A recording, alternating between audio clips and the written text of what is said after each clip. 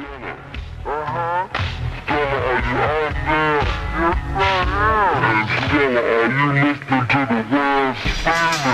what's up everybody? Welcome to another episode of Downtime with Downstar, episode 152, and today we are here with Jay Martinez. How's it going, man? Tuner Evo. How's it going? Jay, what's up, brother? How are you, man? Thank you for having me, man. Of course, man. Really excited about it. Yeah, dude, we've been trying to do this for a minute already. Good solid, I think 8-9 months we've been talking about it. Yeah, it's been in my mind for a while. And we've been missing each other too. Yeah, Sometimes I know, come in dude. around and we just don't have the time, or you're busy, or I'm busy. Yeah. So I'm glad we got to make it, Yeah. dude. Glad that you're here. Wish it was under different circumstances. yeah. But it's all good, man. Yeah. We'll get into it. So before we go ahead more, can you just give us a quick breakdown of who you are and what you do? Yeah. First, my name is Jay Martinez. I was born in the Bronx, New York, originally, and I spent some time in New York. Then my parents moved to Baltimore. From Baltimore, I kind of moved around a lot. From Baltimore back to New York to Dominican Republic, back to New York, back to Pennsylvania, like that, in a matter of before 7th grade. Wow. So I did possibly, I think I counted one time, it was either 9 to 11 different schools before 7th grade. Wow. Yeah, because we were moved around a lot. Yeah. And just because my parents, they went through some tough times, and they did some time in the feds. Mm-hmm. And, they did their time and they came out. And while they were gone, we had nowhere to go, family members or my aunt would have to take care of us for a year, while my sister would live with my other aunt, and my brother was with my other aunt in Dominican Republic. So we were split up for a little bit, and everyone has their stories, and that was one of those things that's kind of where you learn from those backgrounds to where you're at today, and it all comes together. You know? So so fast forward from that to today. What is it that you do? Yeah, so basically, I started. We're gonna get into all. This. Yeah. I started Tuner Revolution in 2006 with Jeremy. Basically, Jeremy was a Honda guy. I was a Honda guy in high school. We met in high school, and when we went into work in a speed shop, the whole motion of doing a car show for the speed shop that we had, that's when I started getting into doing promotions. Okay. And one time I picked up some flyers, went to a show, handed out flyers, and it felt good when the first actual event you put together, only 90 cars show up. I'm like, I did that. Yeah. It feels so cool, and when you see that come together, it's just man, I like to do car shows. But at the time I was only working my full-time job. I was there for 6-7 years. I started Tuner Revolution when I was 22 years old, and by starting that, I was also I also had a full-time job elsewhere.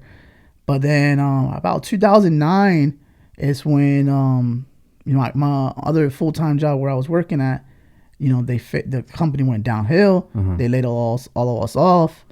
I was on employment for 2.5 years, couldn't find work. Wow. And the idea was I want to do this shit full time. It's why not? And so that's when I started the idea of wanting to do the brand as a full time gig. But I was how do you go about it?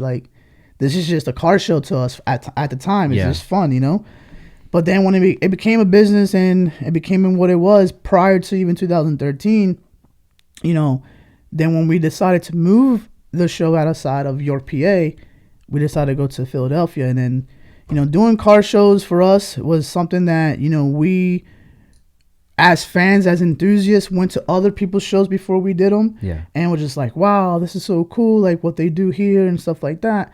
And it's just you want to do it in your local community just to stay local. Yeah. And then when you do it for your local community, it just branches out to be bigger and better than what it is.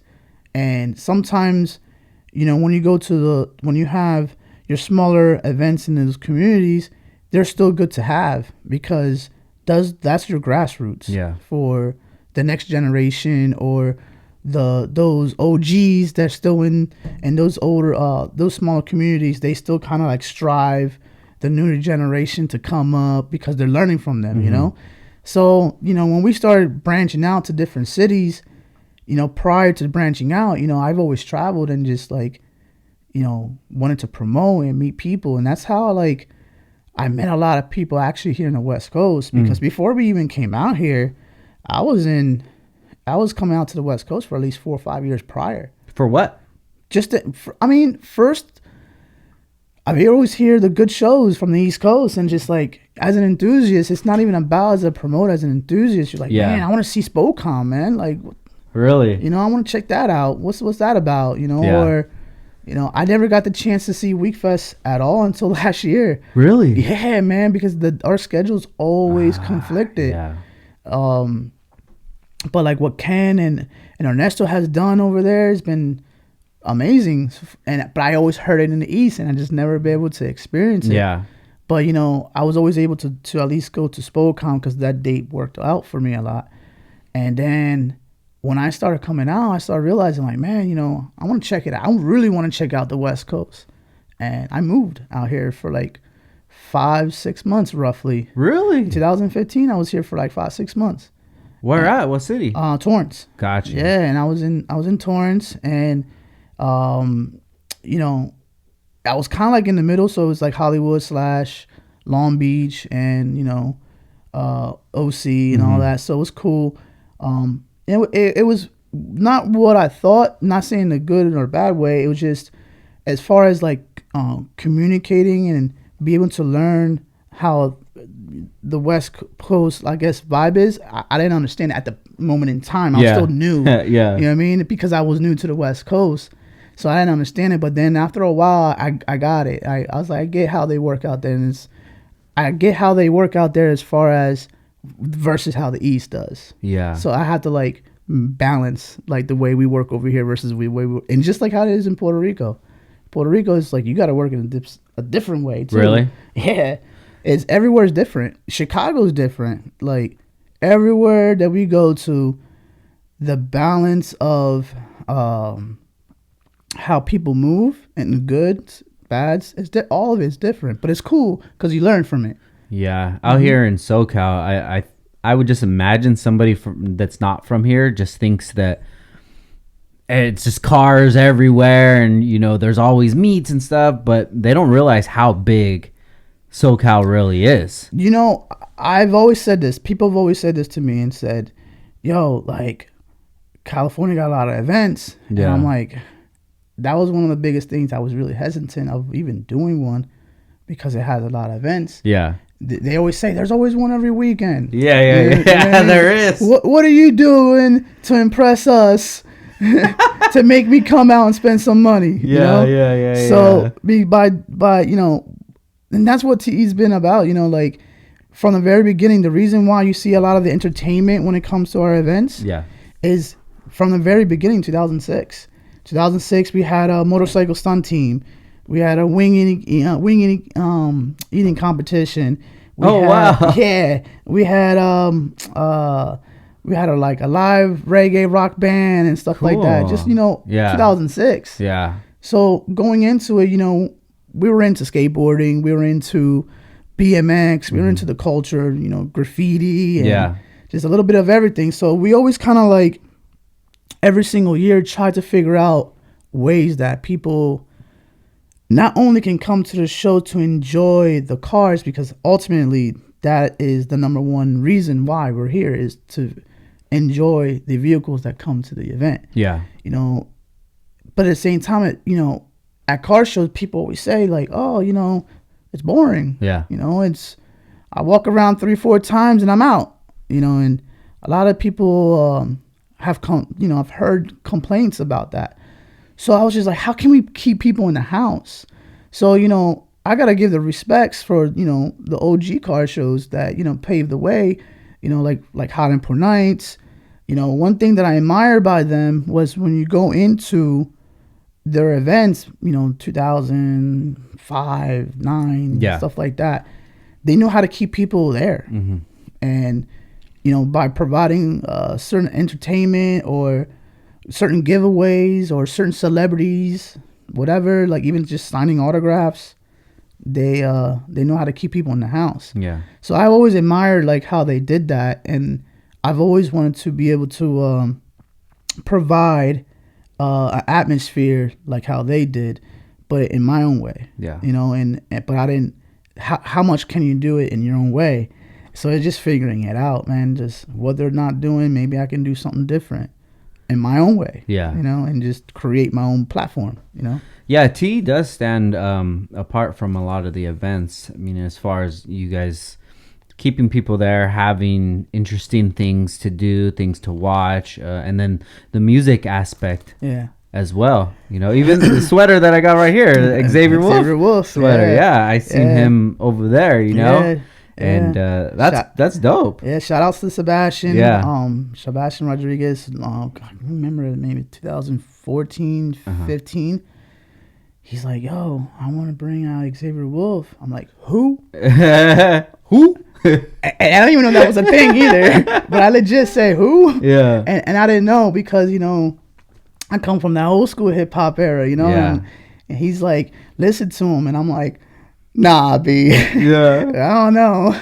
And so, I mean, you know, I saw his vision very early on. And I said, you know, get on that. Like, let's see what we can do. I'm trusting in you. It's our 10-year anniversary is when he brought him out. Oh, okay. For our Philly show. You were there. Yeah. Yeah, you were there. Yeah. And wait, that was the first time that he was there? Was it dark or was it bright when he performed?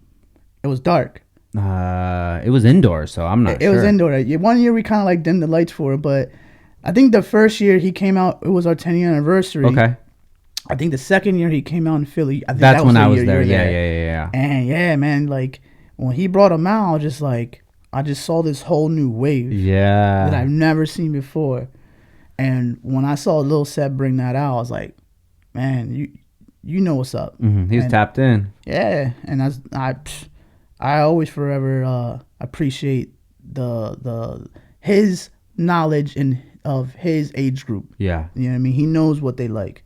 You know, I know what we like, you know? Yeah. So it's different to work with different age groups, but see that they can bring something dope to the table as well. Yeah, you know, it's important, man. Yeah. You have to. You got to support that too. Yeah. Definitely, because that was one thing I was just like, you know, I didn't understand for a while, man. I was just like, what's this? Like, yeah. You know what I mean? I think we talked about it. I think a couple of OGs talk about it, but then like, I think it was actually Bobby from the Hundreds. Yeah. He Shout out to Bobby. Yeah, he posted something like maybe about a month ago about supporting the young new generation because they're very talented. Yeah, he's dope, man. Actually, I saw him at TE last year. Yeah, he came out. TE SoCal last year. He was there, and Sebastian brought him over to the booth, and I got to meet him.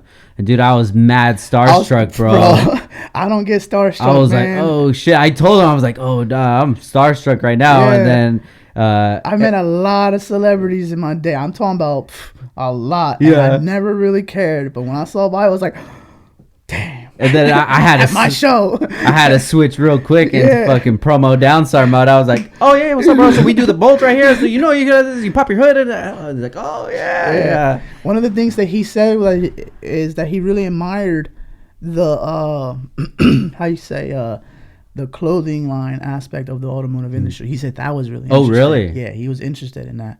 Yeah, to see how everybody designs versus, you know, streetwear. Yeah, because they're thinking about it in a totally different way. Correct. You know, they have a lot more on the line than maybe like a regular car enthusiast brand. Mm-hmm. You know, even like us, you know, we come out with shirts, but it's not like for the spring we're gonna come out with a line in the summer, and we're I wish it was like that, dude. And in us East Coast, we're seasonal. Yeah. So it's like we're getting them one way or another, you know, but sometimes it gets slower on certain months versus other, you know. So the reason that you're here was this is the weekend that TE SoCal was supposed to be. Yeah, man. So the Rona fucked it all up.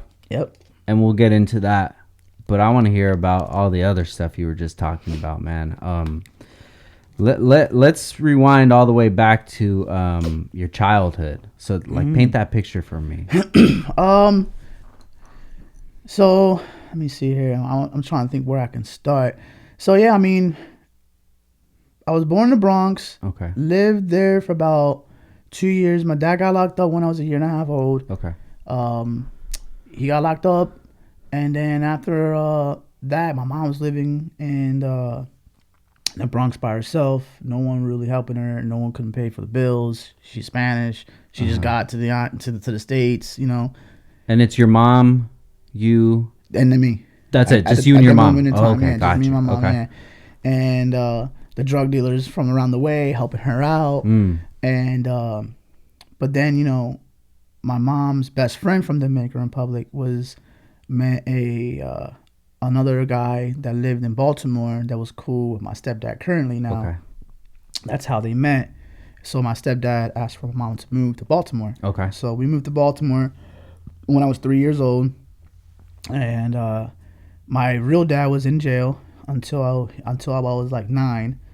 And I lived in Baltimore, and it was. I'll be honest with you. As a kid, it was fun. Yeah. You know, it was a fun time. You know, so a lot of people don't know that Jay is actually my nickname. It's not like my real name. My real name shit! My real name is Angel. My real name is Angel Martinez, but everyone thinks that I'm called Jay because I'm a junior, but it's actually not either. So this is how fun it was back in the day. You know, we're growing up in WWE, WWF era. Yeah. And so when you're a kid, you know, 5, 6 years old, and we're all like playing around the streets, you know, who are you? You're Ultimate Warrior. Yeah. You're Hulk Hogan. I was Jake the Snake Roberts. I don't know. That's what they labeled. Jake the Snake. I was Jake the Snake. What the hell? Because I was little and had a little rat tail. Oh shit. Yeah. So they end up calling me Jake the Snake. And for some reason, it just stuck. Wow, no way. It stuck until I was like maybe 7 years old or so. And then it just turned into calling me Jay. And there was one time my mom sent me to the Dominican Republic. I think I was like 6 years old. And when I was coming back from DR, I was coming back with a flight attendant. Back those days, you can fly with a flight attendant. And the custom guy said, hey, you know, they're reading off my birth certificate. What's your name? I'm Jake the Snake Roberts. And they're like, what? No, what's your name? I'm like, and you know, I'm 6 years old. I'm Jake the Snake. You know, I'm flipping because that's my role. That's me. That's who I was in character. Oh shit! So the full thing. They kept me in customs for 2 days. My mom had to fly from Baltimore all the way to Dominican Republic to claim my name. Yeah, that's me, bro. Yeah. You tell him my name is Jake the Snake Roberts. That's right. God damn it! Stamp it. Stamp it. And that's how I got Jay. I love it. And no way. Yeah, I never really told that out loud, so this is the first. You heard it here first, guys. Yeah. Oh my god. Yeah. So then, you know, I thought you were gonna say my name is Jay. Nah. I'm Jake the Snake Roberts. Nah. You want to see what's in my bag? I love it, dude. That's so tight. So I mean, back then, so I think my parents got busted. I say about 2000. I'm sorry, about when I was about 9-10 years old. So it's your mom and your stepdad? My mom and my stepdad. Okay, in Baltimore. Okay. In Baltimore. Now it was 11 people that got busted. Got you. It was a total of 11 people. Now before we go any further than that, was it like The Wire kind of Baltimore? I live in Highlandtown, Baltimore City. Okay. So which is right there next to Patterson Park, which is not too far away from the Inner Harbor. The Inner Harbor's right there. So Little Italy and all that stuff, we're really close to Little Italy. But I was there when I was in my younger years. Yeah. And then from Baltimore, both my mom and my stepdad got locked up. Okay. I stayed in Baltimore for like a year. My mom's best friend was, you know, taking care of me during that time.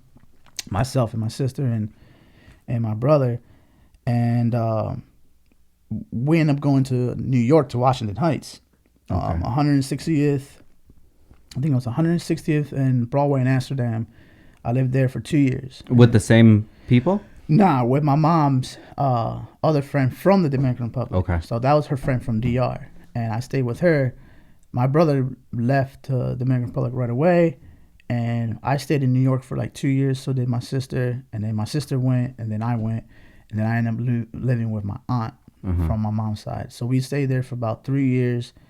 During those times, my real dad came out of jail, and I moved from the Dominican Republic with my dad into the Bronx. So I lived with my dad in the Bronx. My brother and sister are still in the DR, but getting ready to come over. My stepdad was just getting out, so he requested for my sister. It was just a lot of going on, and those time frames. So like when you go from Baltimore to New York, then from New York to DR, I didn't even know how to speak Spanish at that time. So when I was in Dominican Republic, I didn't go to school at all. I was there for 3 years. I didn't do fourth or fifth grade in my life. I've never done it. So I went from until like third grade. Yeah. And I never did fourth or fifth grade in my life. So then when I went from DR back to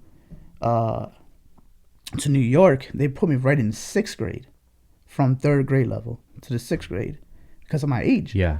So I did the sixth grade, and then after I did the sixth grade, my dad forced me to do it again because my grades were not good, But you passed it? I passed it, but it wasn't good. Gotcha. It was like C's and D's, but it wasn't acceptable. Yeah. So I ended up doing the sixth grade again, and then during those times, my dad was how can I say? He was heavily into drugs, and one of those things that it led him to, I guess to say, lose his girlfriend and son at the time. So therefore, I was how can I say? It was to a point where I had to be taken away from him from the state. The state took me away from him. I had to live in a foster home for 9 months. I was what time was it? I was like 11, 12 years old, something like that.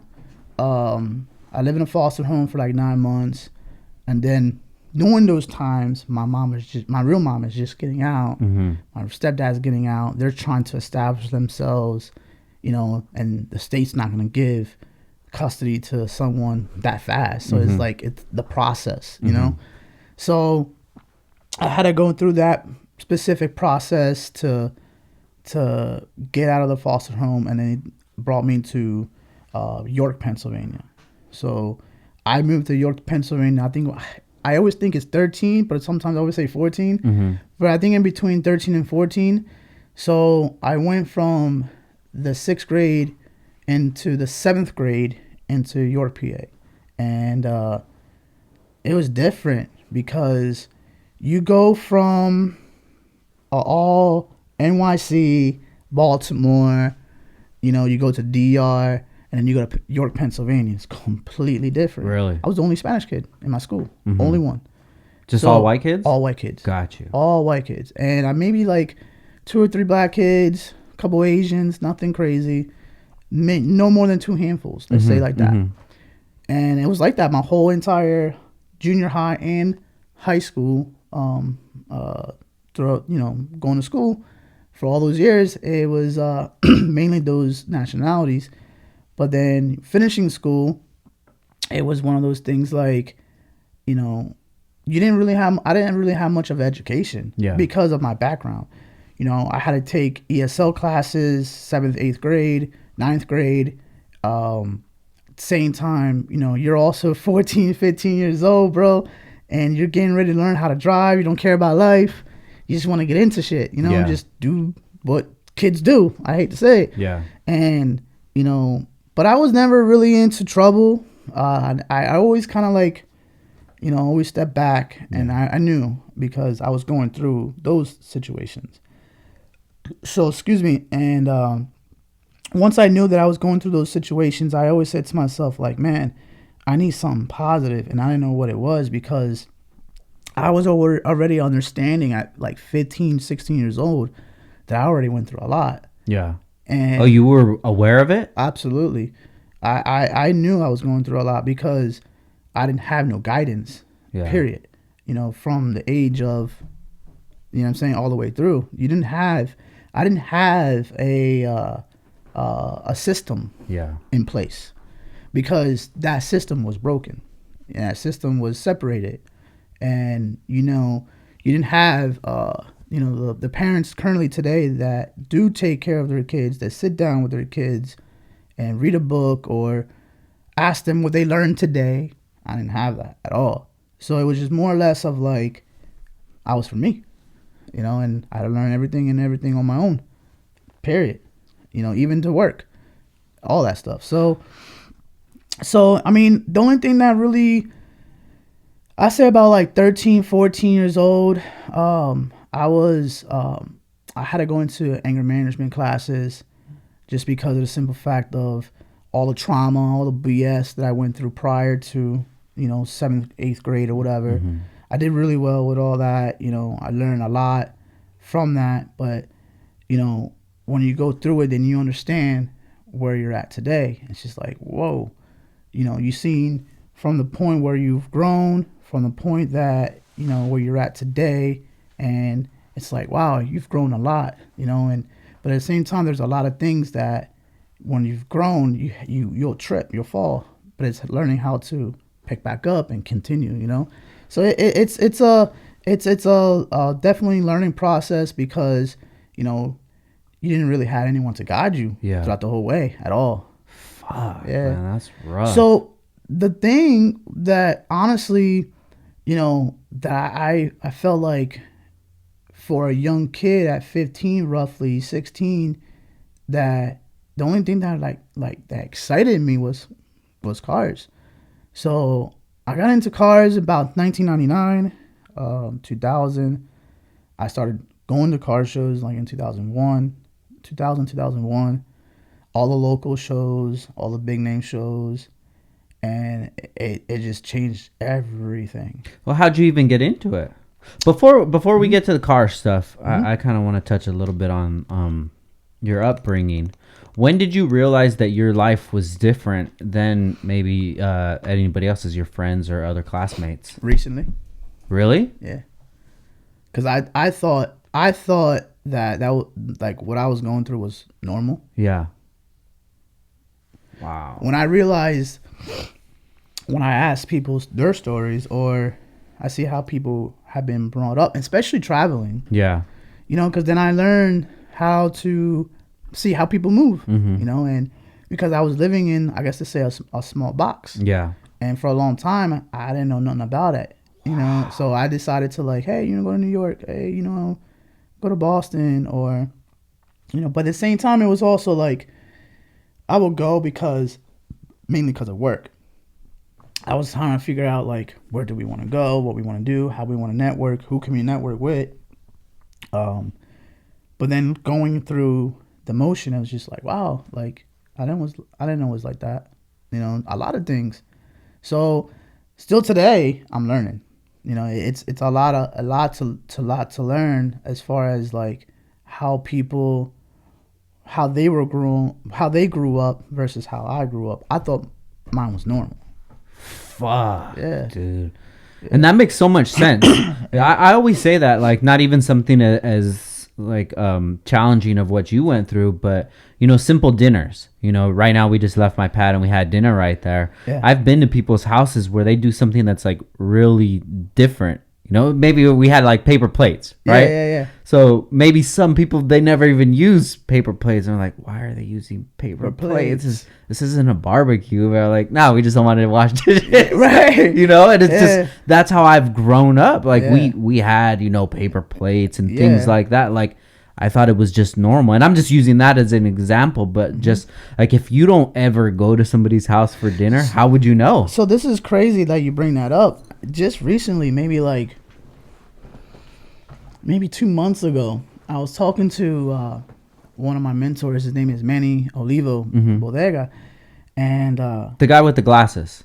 Does he go to the events? He goes to some of the events. I don't know if you. Okay. I don't know if you guys formally have met. Okay. But Manny is a person that came in my life when I was 18, and he brought me up and he said, "Yo, come here," and forever and ever, like I can't thank him, because he was a dude that was like, yo, it's because he was more like, he was like 10 years older than me. So it was always like, little brother shit. Mm-hmm. But then after a while, I started realizing, I'm like, nah, like, I think it's a little bit more than that. Like, I look up to him like if he's like another father. Yeah. Because even though I looked at him, he's a homie though too, yeah, right? Yeah, yeah. But the advice that he has given me throughout the years, I just can't never repay, because it's like, wow, like even then he's like, yo, I told you to do it this way, why are you doing it that way? Yeah. And I'm just like, dude, chill. But then later on I realized, oh, okay, I get it, I know why you said that, and that's cool. Yeah. I actually appreciate that. So, but I forgot what we were saying. It's just that not knowing how other people live, you don't know how other people are raised or what they go through. Yeah. So I mean, when I linked up with him, was that he was explaining to me like, yeah, my daughter goes to a specific type of school, and he was like saying like, yeah, it's like just 4 or 5 kids, and that's the teacher, that's it. I'm like, what? Uh-huh. And he's like, yeah, we pay X amount, and I'm like, I never knew that. Like that, I was like, that exists? He goes, yeah. I was like, bro, I know there was Catholic school and like private school, but I didn't know it was like sometimes just 4 or 5 or 10 students at the most, and like they pay, Mm-hmm. and it helps them for their kids to even be more bigger and more successful. I didn't even know that even existed. I was like, wow, like that's cool that's there. Yeah. But in our time, that wasn't. I don't know if that was even there. Yeah. You know what I mean? It's crazy. So. Fuck, dude. Mm-hmm. That shit's heavy, man. Mm-hmm. But you're right. Like all of that stuff in your childhood, it just prepares you for life a lot sooner. Yeah, than really needed. I think what it did for me was the passion with the car scene. I loved it, man. I still do. Especially back then. Back then was exciting. So yeah, what? How did you even get into it? So, when I came back, I remember it. When I came back from Dominican Republic, literally off the plane, I remember it. I saw a Volkswagen Jetta, like 95, 96, and this is like 1995, 96 back then. And I saw the Volkswagen Jetta. I'm like, that's a cool car, and it always stuck to my mind. And then, like 2-3 years later, my brother got into a Ford Pro GT. Mm-hmm. I'm talking about 1999. Back then, that was tight, So he had a Ford Pro GT, and another guy from the area was building a Ford Pro GT as well, and it was sponsored by Fox Marketing. Mm-hmm. And I'm like, who's Fox Marketing? At the time I'm 14, 15 years old, so it's like it's all new to me. And my brother was really cool with Brian Fox. And one time I went to Carlisle Performance Style, and I met Brian Fox, and I'm like, what are you doing? So he does marketing to build cars. And it took me years to even understand like what he did, because again, I'm 15, 16 years old. But when I got into it, the homies were like all had car clubs, and they would go to shows. Or if I remember going to school, and they're like, hey, Carlisle Performance Style is this weekend, we're skipping school on Friday. I'm like, I'm down. We just drive and spend the whole weekend there. Wow. So my first car was my first car that I had to, I guess to say, modify was a 95 Chrysler Series on 17-inch Koenig caffeines with iBox springs, dropped it, 6 MTX Blue Thunders. Yeah, 6, bro. We ran bass, homie. 3-6 Mafia. No way. Oh yeah, 3-6 Mafia booming on that time. Ooh. What was that song, Doug? The famous one. Oh, I got a coach, man. Yeah. I ain't even doing it. Yeah. That's the one that all the bass songs that they would use. That reminded me of my brother a lot, man. Late Night Tip. That one, Late Night Tip. It was just so much fun. Like they're like what they brought to the table at that time. Yeah, it was great. And that was the car. And then one of the homies again, he brought out a 95 white hatch around me, and I got in the car. I'm like, this is it. I loved it. I bought a hatch right away. Really? I ended up buying that hatch. Oh, really? Yeah, I was nice. like, I want that car. I bought his hatch. That was not my first Civic. I was in the 11th grade, and then my homie that had a hatch. He parked right next to me in school, and it was just like school parking lot was like a meet every morning because at that time it's 2002, 2003. Oh wow, it's booming. Everyone's just in it, you know, lower rider trucks and just everything, Volkswagens, everything, and it was pretty cool because I got into the Hondas very early, and when I graduated from school, I totaled the Civic. Oh, wow. I hit a deer and I totaled the Civic, and it was like in February, and I told the guy, my homie that was right next to me, he went to the military, and he's like, yo, I hit him up. I was like, yo, you selling Civic? He's like, yeah, I'll sell it. I was like, how much? He's like, 5 G's. I'm like, I don't care, I need that. So I bought the car for 5 G's, and I still have that car today. Oh, that's the one? Yeah, that's the one. Whoa. Yeah, so I drove that car. I drove it from 2004, I want to say, until 2010. Mm-hmm. Drove it around. That was my daily. But then I ended up getting 2 other cars because I ended up being Scion TC. Okay. Because when Scion was coming out, we ended up working with them for the show, and then that's what intrigued me. I bought one. And then I had a Subaru Legacy as a daily. Then and that's when I kind of like slowly started putting the Civic away. And then I lost my job. And then when I lost my job, it was just like, whoop, there goes that, yeah. Right? So literally starting from scratch all over again as far as losing the job. But then, you know, as far as the automotive industry, going into Carlisle, it was just like, it just opened a door for me. I just never seen so many cars in one location, and just it really, I was like, man, this is it. This is what I want to do. Yeah. So we got into car club stuff first. Then after the car club stuff, I ended up working for a speed shop that wasn't too far away because Jeremy that was here, he had a skateboard shop back in the day, back in like 01, 03. So I used to go to his shop, help him run it at the time, and then right down the street, another homie of his opened up a speed shop, and we're like, yo, that's our opportunity. We went there and started working for him. So I was working third shift. I would leave, come back to the shop, open the shop at 2 o'clock, be there until like 5, 6, 7 o'clock at night, go to work at 9. They finish breaking down, you know, and I come back and do it again. I was working the speed shop, working my regular job, and that was it. And then one time the shop was like, hey, we need to do an event. So at the time I wasn't really into the car aspect of like building yet because I was still early on, but I was like, but I want to learn, like what can I do to learn? So it was more or less of like, well, we need to build a car show, let me meet some people. So I started, you know, going to events, not even car show events. I went to like music events and network with people that had some type of relationship. You know, I remember meeting the management for Jim Jones at the time, long time ago. Like, it's because at those moments in times, it's like, all right, if we're going to do a show and we're going to do music, who's hot right now? Yeah. So it's like, how can we get in contact with those people? But I didn't have contacts like that at all because it was, 2004 or 5 at the time. And so then when we started doing the event there, the shop didn't do too good for that partner. And Jeremy, his dad was the East Coast commissioner for volleyball. So yeah, so volleyball was Jeremy's brung up. Jeremy's the co-founder of Tuner Evolution as well. I'm not the sole, it's just me and Jeremy. And when his dad was like, hey, you know, you guys should do a car show at the York Fairgrounds while I do this volleyball tournament inside the venue, and you guys can be outside. And we had like 2.5 months to like come up with everything. We didn't even have a name. And one time we were stuck. We were like, what to call it? We were already getting flyers ready, but we had no name.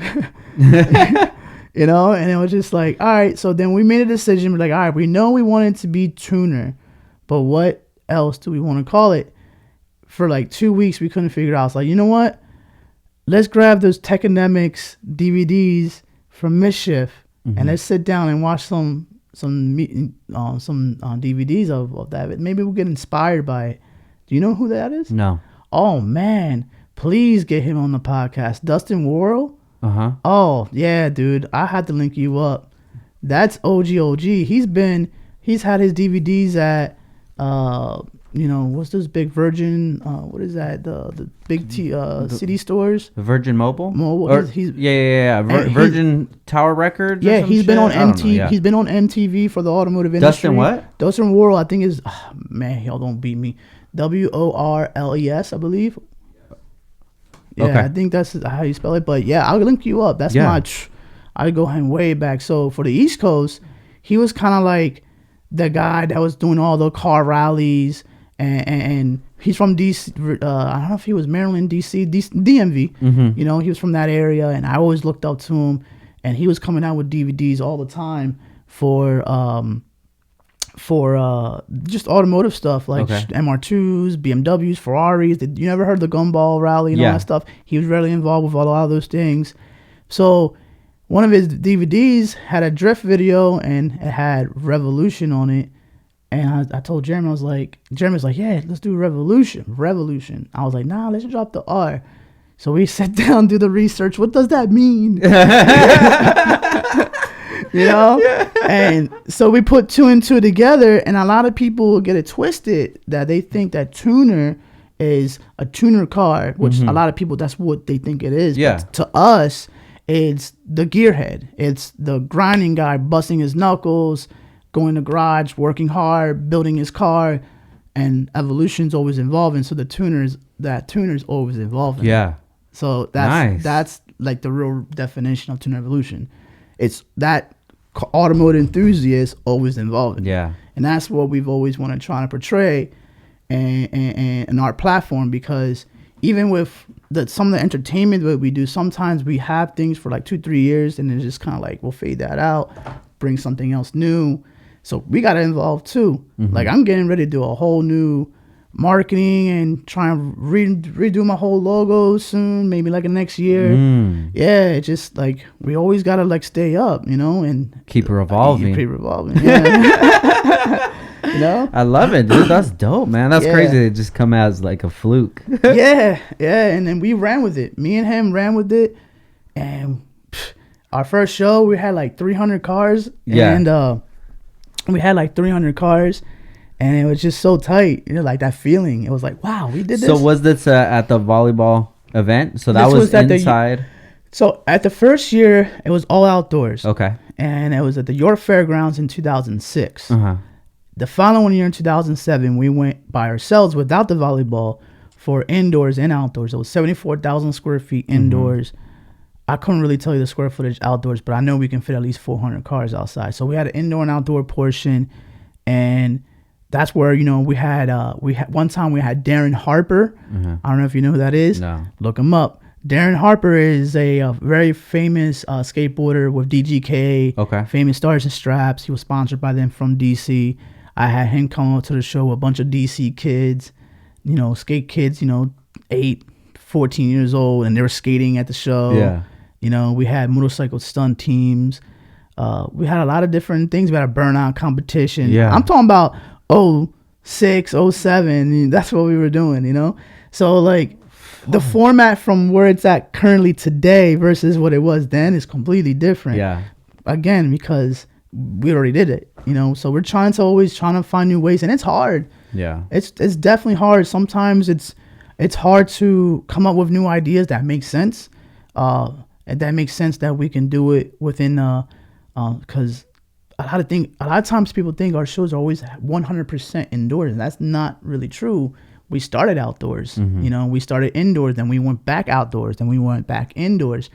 Then I came to a point, I was like, man, if I'm going to do an outdoor show, I want my outdoor show to look and feel legit, just as much as how the indoor feels.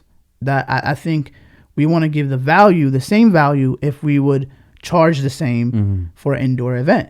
So that was always critical for me. It was hard because, you know, sometimes you can find an outdoor venue that's a lot more cheaper, I guess to say, versus an indoor venue. I mean, indoor venues are no joke, you know, but by doing that, if we can find a balance of the same balance of the platforms of that people can come to one event and feel the same way they feel in the other one, it's valuable, right? So that was hard, man, to find venues like that. So, when we were doing York, PA, at the time, one thing, and Frank, because I know we talked a lot, you definitely do your research in the central Pennsylvania area. There's a lot of OGs that came out of there, front cover, Super Street, Import Tuner, HCI Magazine, Euro Tuner, and Pennsylvania as itself is one of the meccas of the Volkswagen scene. So we got a lot of clean Volkswagens there, and a lot of OGs from that time. And so a lot of people that came out of there, building cars. But after a while, people get older, they get rid of their cars, things change. With that happening, same thing with the show. Mm-hmm. So I had to move the show out of York. Mm-hmm. So I moved the show out of York and went to Philly. The reason being I went to Philly was like 2-3 reasons. One, I was getting so many New York cats like, yo, Jay, it's just far. It's so far. It's 4 hours. Mm-hmm. Can we get it closer? Bring it to New Jersey or New York. And I don't know. I just didn't want to leave PA. I don't know. I started in PA. If anything, I'm going to finish in PA. Mm-hmm. You know what I'm saying? Like, it's just how it works. Yeah. So I went to Hot Import in 2006. Mind you, now this 2013, I'm making this decision. But the last time I went to an event was like 6-7 years in Hot Import Nights in Philly. Since then, was no other show. There was no other show. The convention center manager kept calling me for 3 years. Come up here. I'll give you a good deal. This and that. I'm like, I don't know nobody in Philly, mm-hmm. even though it's 2 hours away from York. So the distance of 2 hours versus the distance now to California and, even also like Puerto Rico and Miami, Chicago is wild to me right now. Yeah. Yeah. But at that time, I was like, I can't make that move. Like, that's 2 hours. But, I did that, and I did it with a lot of help of, my staff at those moments in times. And they push it on me. They pushed it. They're like, yo, you need to do this. Do it. And so when I did so, that's when the door opened. And that's when I felt it. When I felt the change of what Tuner Revolution was before compared to what it can be now, or even starting off then. And I saw it. I was like, wow, this is completely different, but still my flavor, mm-hmm. but it's completely different. And that's when I wanted to go to work. So when you started doing the show, that was, 2006? That's when I started. Yep. So the first show, what made you realize that you had something?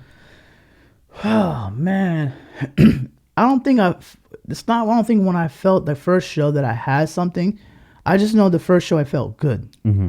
Just putting in the time to putting it all together, parking the cars and all that stuff. That felt good. Yeah. That felt good. And then when I realized I had something, I think it's when Scion sponsored us for the first time. It was 2009, so it was like 3 years after the fact. When Scion got really involved with us, and they worked with, because at the time I was only doing one event a year. Mm-hmm. So when Scion got involved with us, it was really cool to work with a company that wanted to be creative. Yeah. And when I noticed that they were giving me that opportunity to be creative with them, that's when I felt like, wow, I think I got something as far as like a visual factor, Okay, everybody, we're going to take a quick break for our sponsors, and we'll be back in 1 minute. We all know that there's tons of places you can buy your car parts at, but when you really need help, who's in your corner? When you need parts for your Honda, you need to visit HeelToeAuto.com. Since 2002, Heel-Toe has built a reputation for service and support. Let me repeat that, guys. Since 2002. It's 2020 right now. That's a long time of experience, man. These social media slingers and copycat web stores can't match Heel-Toe's professionalism. Heel-Toe even offers a complete OEM store for all your genuine parts needs. Whether it's for show, race, or just a badass daily, remember that HeelToeAuto.com is in your corner. And guys, if you're on Instagram, make sure you check them out at Heel-Toe Automotive. Please go to their page right now, add them, and comment that you heard them on Downtime with Downstar podcast. Next up is Downstar. Downstar is the premium leader in dress-up hardware and engine bay accessories. We have all the nuts and bolts for all your screwing and nutting needs. From engine kits, transmission kits, mount kits, clutch lines, brake kits, t-shirts, skateboards, hats, lighters. Damn, we got it all. We actually have too much, guys. So if you can, please come over and buy some stuff at downstaring.com or check us out at Instagram at Downstar. Make sure you give us a follow. Now, back to the show. So when you guys started the show, what was it like after? Was everybody talking about all the car guys? Like, was your guys' name starting to blow up? In the early years? Yeah. In the early years, I think because it was weird, man, because to be honest with you, when we started, I felt like we started late when a lot of the companies were at their peaks. Mm-hmm. When we started, but the other companies were at their peaks, you know? And some of the companies some of them are either not still with us or, you know, still there. But sometimes you will have your ups and downs. That's the nature of the business, you know? Mm-hmm. But I think when I don't want to say when they had their downs, you know, we were just trying to just do something. Yeah. So when we were trying to do something, we just kept with the formula and went through that struggle. Even when the economy was bad, I was there still. Mm-hmm. And I was still networking, traveling, meeting people. So what's cool about it now is that when I go to shows currently today, especially at the Philly show, that I see a lot of the OGs that don't do it no more, but they bring their families and their kids. And I'm like, yo, what's up, man? You know? And I tell my staff, like, yo, my man had an RX-7. It was so dope. And they're like, oh, that's cool. I'm like, no, you don't know. Yeah. And we just started talking about, like, you know, and it's cool to see the OGs come to the show love. The love that people give me, man, at the events, especially ones that know that I've been doing it for a while, they give me a lot of props, and I've always appreciated that. Sometimes I've never been vocal about it. I'm very shy. A lot of people don't know. Yeah. You know, I'm definitely shy. But I'm not vocal about it. Like I'm more a person that I would rather see you and say thank you versus like shout out to such and such on Facebook. Like, got you. I don't feel it's personal. Yeah. Or personal. You know, I don't see it that way. But yeah, a lot of people don't think I am, but I'm definitely. At first, I'm shy as fuck. Why is that, you think? I don't know. Like I said to you earlier, I never wanted to be that front person when I didn't understand that that's what I was becoming. Yeah. You know, I never wanted it. Like, it took me 9 years to grab a mic to even get on stage on my show. I never got on stage. What was your thoughts of not doing that? I never wanted to do it. It was not my role. I felt like it wasn't my role. I felt like you had an MC. Mm-hmm. You had a host. That was, you know, I hired them to do that. Why I run the operations. Mm-hmm. You know, that's what I wanted to do, the operation side, you know? Yeah.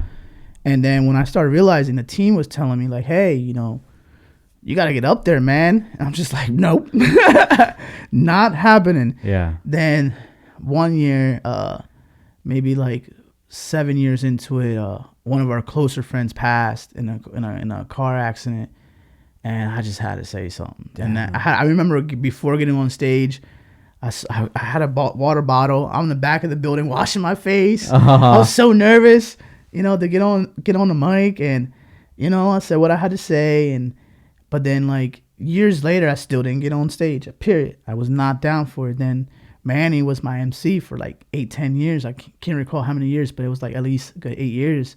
And he told me, you better get ready because I ain't doing this no more. And I was like, all right. And the reason why I started getting on the mic was actually Big Mike.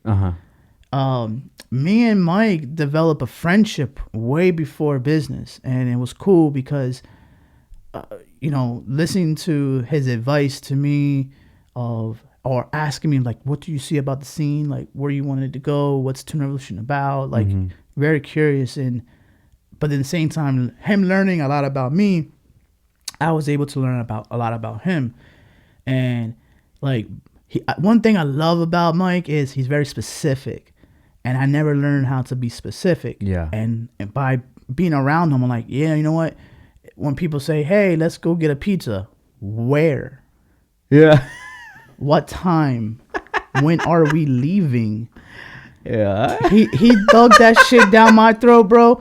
I'm like, all right. I get it. Yeah. And then I learned, I was like, I see what you're saying. So it's definitely cool to have someone that definitely had your back like that. Yeah. And it was cool.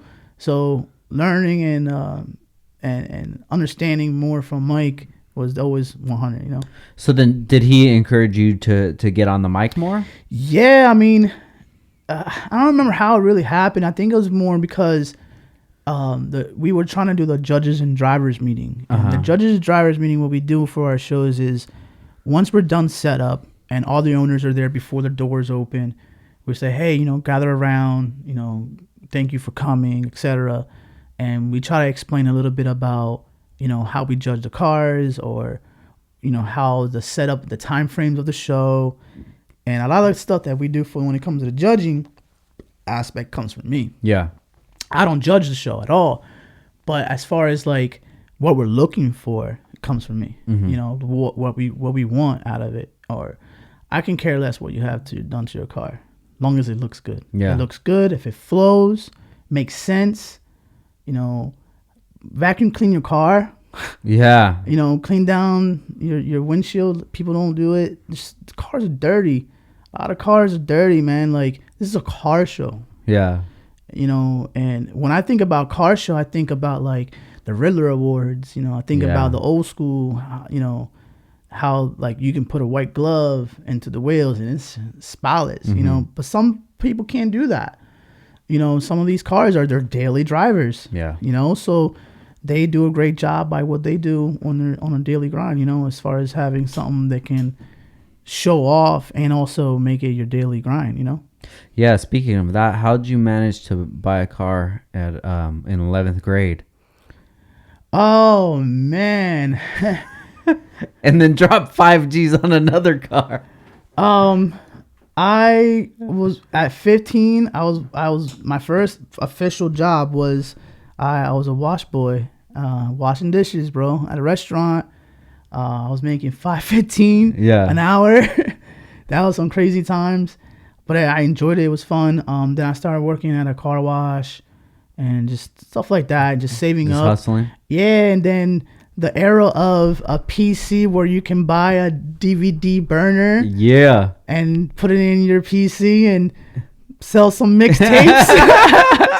I was selling Dr. Dre 2001, boy. Yeah. All over school. It's the hustle, bro. So I used to save my Love money it. with that, and that's how I, first got into it. Then, as I got into the game a little bit more, I started selling a little bit of parts here and there. I'll buy stuff for the car, sell it, make a little bit of money. Oh, man. And then I started working, so I kind of let that go, So when you decided to leave York, Pennsylvania to go to Philly, what was that like for you? Oh man, the transition. At the time we were outdoors. And when we went to do Philly, I never really been to Philly like that. I'm from New York. I'm not from Philly. I lived in New York, PA, but I never really experienced Philly. Got you. So man, it was like literally middle of January, brick cold outside. He's like, "Yo, we're gonna take a ride to Philly. I'm gonna show you everything." He sends me to Philly, shows me all around, South Street, all the strips where people do street racing, drag racing, or whatever, and all that stuff. And I got to learn. And then I started going up there by myself, meeting promoters, nightlife promoters, shakers, people that can promote, radio station people. And then I started dipping into it a little bit more. Philly's awesome, man. Yeah. Philly, I consider Philly like a small New York. At the same time, it's a different way than New York. Yeah. Like Philly has its own vibe. New York has its own vibe. So even though they're 2 hours apart from each other. Yeah. So if you're a shy person, how were you able to go out and network with all of these people? Because I was talking about something that I liked. Really? Got you. You know what I mean? Yeah. I was passionate about this. My first pitch was when I meet someone new, it's like, how can you break that ice? I didn't know what to say, what to do. So the way I broke the ice was where you from. Mm-hmm. So what I did early on was learn our areas, like Virginia to New York. So if someone tells me like, oh, I'm from Washington Heights, oh, I'm like, yo, that's like 3.5 hours to York. Yeah. I learned that. Yeah. So I can convince them to come out, you know? And if they say to me like, oh, we're from Westchester County, I'm like, oh, you're an hour and a half, bro. Like, it's right there. You can make it. Yeah. You know? That was my pitch, because I kept like, was able to talk to them, because if they tell me, yeah, I'm from the Bronx, I'm like, oh, me too. You know? Yeah. It break ice. So that was always my pitch. It was like, you know, where you from? And that was cool to learn, to open up that way. To answer your questions, like being shy is like, you know, how can you meet people when you don't know them? They don't know you. Who's this dude? Why are you approaching me? Yeah, what do you want? What do you want? You know, but by I had something to give them. So I, you know, both back flyers, man. Before MySpace. Yeah. Before Facebook. Both back and flyers, bro. I love it. Yeah. So you decided to do this first show. What are your thoughts before it, during it, and then after? Of Philly, right? Yeah. Because this is like your first time. Yeah. Breakthrough. Gotcha. Right. Before that, I was definitely nervous. Okay. I didn't know what to expect. When I first saw the venue size, I was like, you can't feel it. There's no way. Mm-hmm. And my homeboy Angel Garcia was like, yo, we got this. Mm-hmm. I was like, we ain't feeling it. No way. Nervous. And the more we started promoting it, the more I started noticing the registrations. And then I had one of the homies, Augie, from Liberty VIP Luxury Abstract. He's like, yo, we should do Black 4 at conjunction with your event. And I'm like, the all VIP car show? And he's like, yeah. And I'm like, so you guys will do your own awards, your own ceremony, and we'll do ours. And just to see, because to me, I was like, you know, I didn't really have much of a relationship with the VIP culture at the time. Mm-hmm. I did with Liberty VIP. They've already been attending to my events before. Mm-hmm. And when they first came to our events, it was just like, I've never seen VIP cars like that. And I was just like so admired by what they brought to the table. So when he asked me, like, hey, let's do something together, I was like, yeah, hell yeah, let's bring some VIP cars to this show. Yeah. So when we did it, and, you know, within the event, I noticed like the vibe within the building during the event. The first year, we had breakdown, B-boys, we had freestyle BMX, we had performances. We had, you know, really good, solid lineup of cars from the East at the time. And I think at that time was a good collective of cars, you know.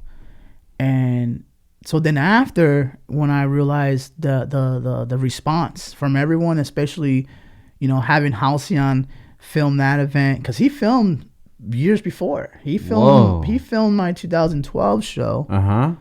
And then he filmed my 2013 show. Uh-huh. And when he put it out there, I'm like even myself, I was like, what? You know, like, this is so dope. You know, and he very, very, very, very talented dude. Fuck yeah. That's my homie, man. Like, I don't know how much I can really tell him how much I really care about that dude, and he's shy too. He can't say no, he's you know, but like when we talk, it's just like, it's all love, man, you know. But like when he started presenting like the videos, and at that time YouTube was just like getting ready, then Instagram just came in, and it was just like, let's go. And you know, when we started doing that, that's when I started realizing I went full time with Tuner Evolution after my 2012 show. Okay. September of 2012 was when I decided to go full time. And the first 3 years was rough, man, because it's like you're learning. Mm-hmm. You know, at the time I was only doing 1, then 2, and then I started progressing into bigger, better things. But it was a challenge to get to where we, even when doing one show compared to how many we're doing now, even that just one it's almost the same feeling as now. It's a lot of work. Yeah. But at the same time, when after that event, when I felt like it did so good, I was like, yo, I think we really, really, really got something here, and let's pop it off. Let's see what we can do with it. With the help of, Anthony and Sebastian and even Bodega. I call him Bodega. Manny and a couple of the other guys. And we're like, yo, let's just do this. And I've already had networks with other people. And then I started calling, other people in the other, states. And they're like, yo, let's do North Carolina. And the reason why I did North Carolina is because 2 years prior to us doing North Carolina in 2014, 2012, Import Alliance did Z-Max. Yeah. And, I have a lot of Honda friends, and they're like, yo, we're going down there, come through. And I'm like, all right, because, other Honda good builders were coming there, and I want to see the good builds, Yeah. So I went down there, and when I was down there, I was like, wow, there's a lot of nice cars down here. You were there? I was there, 2012. No I was there. shit. Underneath the bleachers? Yeah. I was there. I was there too. Yeah, I was there. Wow. Who else was there? I think K-Tune was there. Yeah, Eat Sleep Race. Eat Sleep Race was there. I'm homies with them. I haven't seen Brian in a while, but I've known Brian before I started Tuner Evolution. Really? Yeah, as an enthusiast, shaking hands when they were selling stuff at the E-Town. Yeah. And it was just, going to that event is when it opened up my eyes a little bit more. I was like, man, there's more cars. But not knowing, I knew then there was cars all over the country, but I didn't know that I was able to have access to them. Got you. With the help of people that are in those areas. And, when we started doing events there, then also, my homie Cam from Florida, he's like, yo, homie, I've been supporting you for so long, bringing it down to Florida, bro. Yeah. And it was just always like a thing that, when we started doing one, the people that I were close with for years were like, yo, it's time. Let's do it. So I did Daytona, and I rocked with Daytona for 3 years. So you went from Philly to North Carolina was the second edition. Second edition, yep. And then Daytona was the third. Daytona was the third. Got you. Yeah. And then in between, I started doing small meets in Maryland, too. I was called Pan Junction, and we did it in Maryland. But it was just gathering versus a big event, Got you.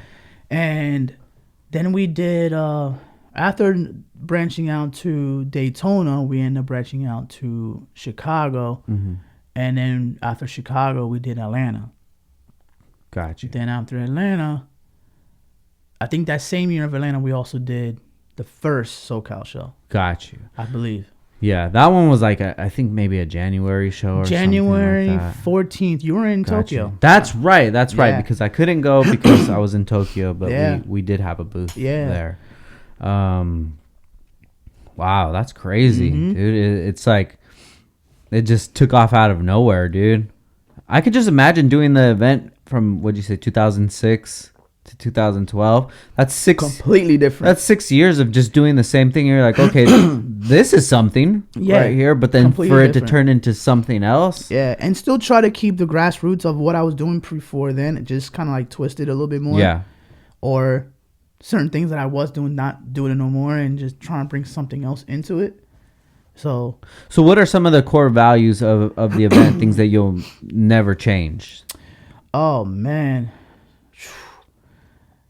What really represents Tuner Evolution? I would say more or less of definitely keeping it a competitive event. Mm-hmm. Like, I grew up that way. Yeah. I like the fact that car guys can come to the show and they blood, sweat, and tears. They want to, I got my eye on that dude. Yeah. I want to beat him. You know, I know that's old school, but like now, I think what I've come to learn in the past like 3 to 4 years, maybe 5 years, that it's cool to come to a show and compete. Yeah. But at the same time, it's not always like about competition. So some people, they don't care. They don't care about that shit. Yeah. And I'm okay with that. But some other people that do care about, you know, building the cars and they want to compete, I care about that too, you know? So I just like sometimes when I come to my shows and no matter what it is, people say, yo, Jay, nice to see you again. And it's just like, you know, every year it's a new city, new place. And it's just like, it's really nice to see people remembering like what we did from one year to another, or they hit me up on a private message. Yo, we can't wait. We're psyched up. Or they're asking me a question, but meanwhile they're asking me a question. They're telling me like, oh man, this is a great event. One of my favorites. It feels good. It feels really good. Hell yeah. Close. Mm-hmm.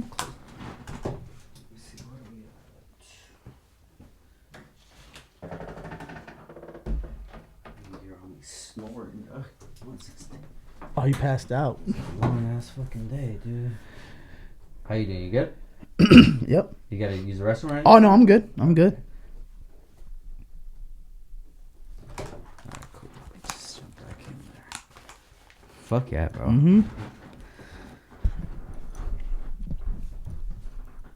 Alright, so now I understand what you mean about like competition, because when I was in the scene, you know, building cars and taking it to shows and things like that, I really enjoyed that part of it. Yeah. But the hard part about it was, you know, losing to a car that you felt that you were better than, you know, and it's a hard balance. It's a hard balance to say like, am I wrong? Yeah.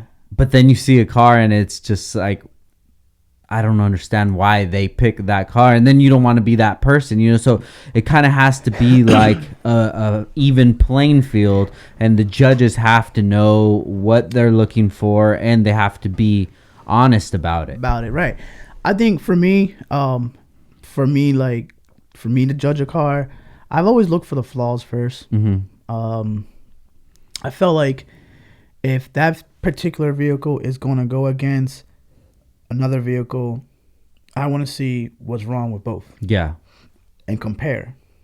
In my mind, obviously, because you can't put a car side by side sometimes at these events to compare. One's on one side of the building and one's in the other. Yeah, so in your mind, you got to compare to what one is looking like versus another. So when a judge is judging 2025 cars, plus sometimes it gives. And sometimes, I hate to say it, some cars are repetitive. Yeah. So it's like, which one's standing out? Like, we got to look for one that's standing out. But I always judge in the far of, like, what's wrong with the car? Does it flow? Does it have any body damage? Orange peel? Clear? Is the clear good? Is the car dirty? Yeah. That's the one that irks me the most. Especially, I understand, like, you know, like even, like, VIP cars, like, beautiful cars, inside out, interior, exterior, the fitment, everything. Yeah. Pop the hood once. Dirty. Yeah. And it's just like, man, just spray it down. Something, dude, yeah. You know? So I see that in a lot of cars, you know, and that's one of the ones I would say that's kind of irking. Like, just clean it. That's it. I could definitely agree with you that in the last 3 years that the competition side of things has died down a lot. Mm-hmm. And I mean, I don't know which way is even better, you know, because it's kind of hard if your car is judged at TE then versus a week fest, then another show. Because everyone looks for different criteria. Yeah. You know, I've always said that it would be beneficial if there was a company that you can hire. Right. And there was. And back then, there was multiple. There was one that was the NCCA. That was the National Car Customer Association. Really? Yeah, bro. It's like I'll break that down real quick. Yeah. So I'm not sure what years, but I want to say 1999, 2001. But it officially took off, I think, in 2003. So basically, what they did was they had the whole entire United States broken down in regions. Okay. So like the Northeast, the Midwest, the Southeast, the West Coast, and Pacific Northwest, and maybe some other in between. I don't know, but because I think they did international stuff too. So it was basically a judging event. So like, let's say a Boston's a 3-point show versus Maryland's a 1-point show. You know, Philadelphia at any Hot Import Nights, Tuner Evolution, any event. So if you were working with that company, based on the size of your event, as far as cars, notoriety, big name city, they did it by points. Mm-hmm. So you come to the show, you get judged, and let's say, you know, they're judging like throughout your whole car, but at the same time, whatever your total score of that car, you gain points in the race that they had. So you were going against best Honda or best, like a Celica or whatever the case may be, and then you had your grand final, the main tour winner. So they did that for a good solid 10 years. Really? All over the country. I remember I believe in Australia, it was like that, cash prizes. But then it's like, I feel like back then, they had even a rule book. A rule book that you followed that I still to this day I have one. Nice. Yeah, it's from 07. Yeah. And Sean Baker was the person that designed the whole rule book. R.I.P. to him. Baker is an individual that I met when I first started, and he was the designer for various different companies as far as NCCA, Hot and Nights. He did the Nissan Z Tour, and he was very involved with, he had his own car club, but learning from him and learning from the NCCA, I understood the game as far as like how to judge and how to critique cars as far as like breaking them down. Yeah. Overall flow, fitment, all that. So Gotcha. I kind of know a lot of that stuff. I don't judge them at the show though. I can't. Yeah. It's a conflict for me to judge. But as far as like being at the end results to understand, who are the winners, that we make sure that we get the Honda class. I have to be involved because we gotta make sure we get all the bases done before we present it. Yeah. But learning from the NCCA back then, it was really cool because it was point system sponsored it. All kinds of companies sponsored the NCCA, so it would be cool. Which I know that would probably not really work at this time in era because I don't know if like the competition. Yeah. I don't know if it's not the fact that it's not there. I just feel like people don't really necessarily care about it. Yeah, I don't think it's there. Yeah, I see a lot of cars at these shows, and there's definitely a lot of opportunities. And I remember earlier in my career, the cars were at just a different level. Yeah. And it could be a SoCal thing, going to these shows, but these dudes put like crazy work into bringing them out to the shows. And now, I see the differences. Yeah, and now when I go to shows, it's just like, yeah, these cars are clean, but the owners really don't care much about like the small details. And that's what makes sometimes builder that much more special. When they are paying attention to those details, when they're paying attention to, sometimes I get cars that register for our show and I'm like, deny, but I'm like, but wait a minute, let me read his mods list, and I'm like, OEM, JDM, blah, blah, blah. I'm like, wait a minute, click, and I'm zooming in. I'm like, wow, I didn't see that. Like, I get excited because it's like, they just, the small details of making it that much more is awesome to see people just thinking like that. Yeah. I remember I used to clean it with like a WD-40 and a Q-tip, bro. I would dip it in there and just clean. Yeah, dude. And then you see that shit just go unnoticed. Yeah. You know what? Fuck this, dude. I'm not doing this no more. Plus, Downstar got way more of a priority than going to car shows, like to show the car. Correct. So then when I would go set up a booth, like I'll bring the car and just clean it up real quick. Yeah. But like it kind of did kill the competition sport of it for me anyways. I think like I said, it's still there. We want that. We feel proud of it. We want to bring good cars to our event. I think the spectators deserve that. I think the spectators are paying a minimum to get into the event. Yeah. To see good quality cars, good quality vendors, good quality event versus a car show. It's an event, it's an atmosphere, I think they deserve. So if we have good quality cars, it makes the show that much more. It makes the industry that much more. You know why? Because you motivate people to like, you know what? I like that Kia Stinger that are coming out now, right? Like, you don't see those models, but like maybe some kid that's growing up now, 18 years old, 2 years, he might have that. And he's going to be a builder at Weekfest or Tuner Evolution or Spocom. So like we have to inspire them. So by us being more motivated to build what we need to build, we're inspiring a newer generation. Or even you can be 25, 30 years old and never been in a cars and buy a new car and get into it because you were inspired by it. You saw it somewhere. So I think I've put my energy more towards the business to create products to put out there now that people can use those for their build, to focus on the attention to details and things like that. You know, instead of me personally being inside like competing with people, I'd rather have my parts on all of these cars, you know, that are winning these shows and things like that, and be part of it instead of competing with I would never compete. I just don't think, for me, it's something that I have to do, because you know, I'm already friends with most of the promoters. Yeah. Yeah, definitely. Don't make sense. It's like if you win or you lose, it's expected either way. Yeah, and like I'd rather just bring the car, you know, and show it off, whatever. So what stop has surprised you with the nicest cars? Whoa. It's different. Every single city I can talk about. It's cool, like that breakdown, but I think I'll say in the past year. How about that?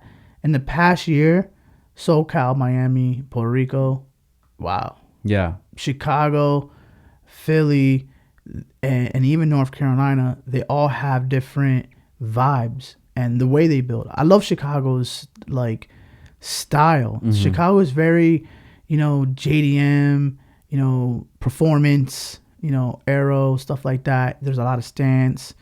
There is VIP hitting. You know, you got to get them to come out. You got to drag them out. Yeah. You know, but they're very, very rounded. The whole entire Chicago scene. I think Chicago, I've been saying this for years. I think I told Sam Du before. I'm like, yo, we got to highlight Chicago more. Really? I don't think there's, I wish there was, and I think there is, but if not, I haven't met them maybe, you know. But I think we need more media there, you know, to exploit what they have. Yeah, it's just like Puerto Rico. You know, when I was going up in the scene for many years, I would always meet, like I was saying, like, where are you from? Yeah. You know, and a lot of them say, I'm from New York, but, you know, my mom or my stepdad has an RX-7 in Puerto Rico. And I always heard that, but I never got to experience, because I didn't go to Puerto Rico until like 2 years ago for like 21 years. So I was new to the culture. Yeah. I lived in the Dominican Republic. I'm half Dominican and half Puerto Rican. Okay. So, but I grew up in the Dominican side. I grew up with my mom's side. So I never really had a purpose to go to Puerto Rico. Yeah. But when the idea came up, it was like, what do they have there? And one time we took a trip, and I'm just like, bro.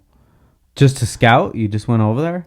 I'm trying to think. I think we made a decision to do it before even scouting. Oh, wow. It's just that people were telling us, like, there's cars here. Yeah. They were so passionate about it. And when we got there, it was just like, holy shit. Like, I didn't understand. I never thought that it was like that. And then now being there at all times is just like, dude, there's cars here, man. And they're not highlighted because they're not on the internet. It's like, you know, like how sometimes you can't see social media in China. Kind of like the same thing. Yeah. You know, there's no big media outlets there. And that's kind of like one of my goals for that. That's my project, is to put a good light to it. Is, you know, definitely bring more media attention. But it's hard too, because I'm still learning it. Yeah. So I got to learn the culture first to know what to do. So when you guys went over there for the show, that was the first time you've been in 21 years? No. I was there 2 years prior to the show. Okay. So, but I already made an announcement that we were doing it prior to going. So we were there, and I went there probably like a good solid 7 times before the show. Okay. So sometimes I'll spend a weekend or 10 days or come back. It was by far the hardest event that I had to produce. The hardest by like 5-10. Why was that?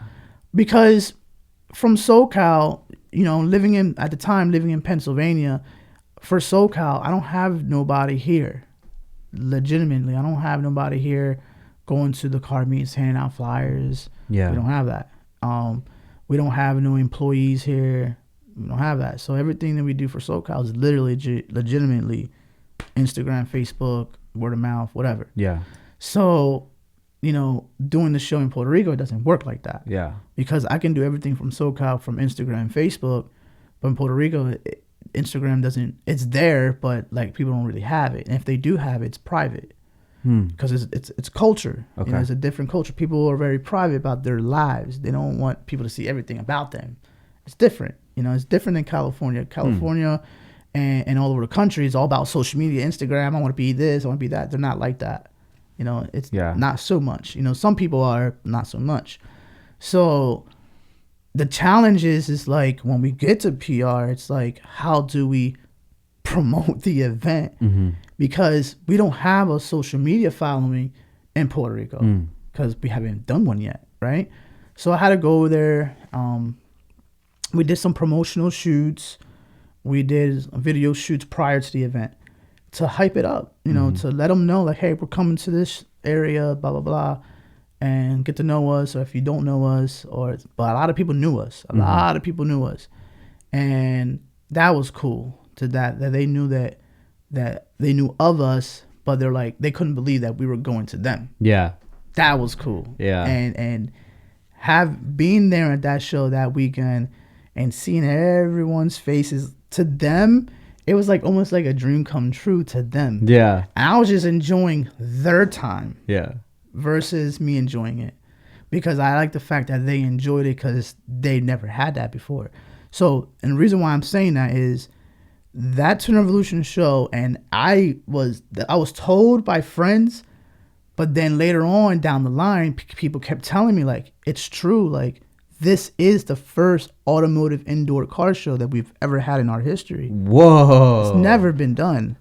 The only time they've ever had an indoor show, it's kind of like, your LA Auto Show.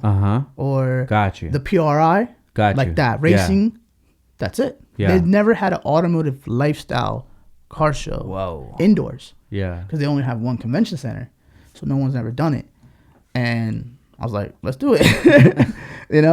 But the challenge of it is very different. So in Puerto Rico, it's different compared to the United States when it comes to being a promoter.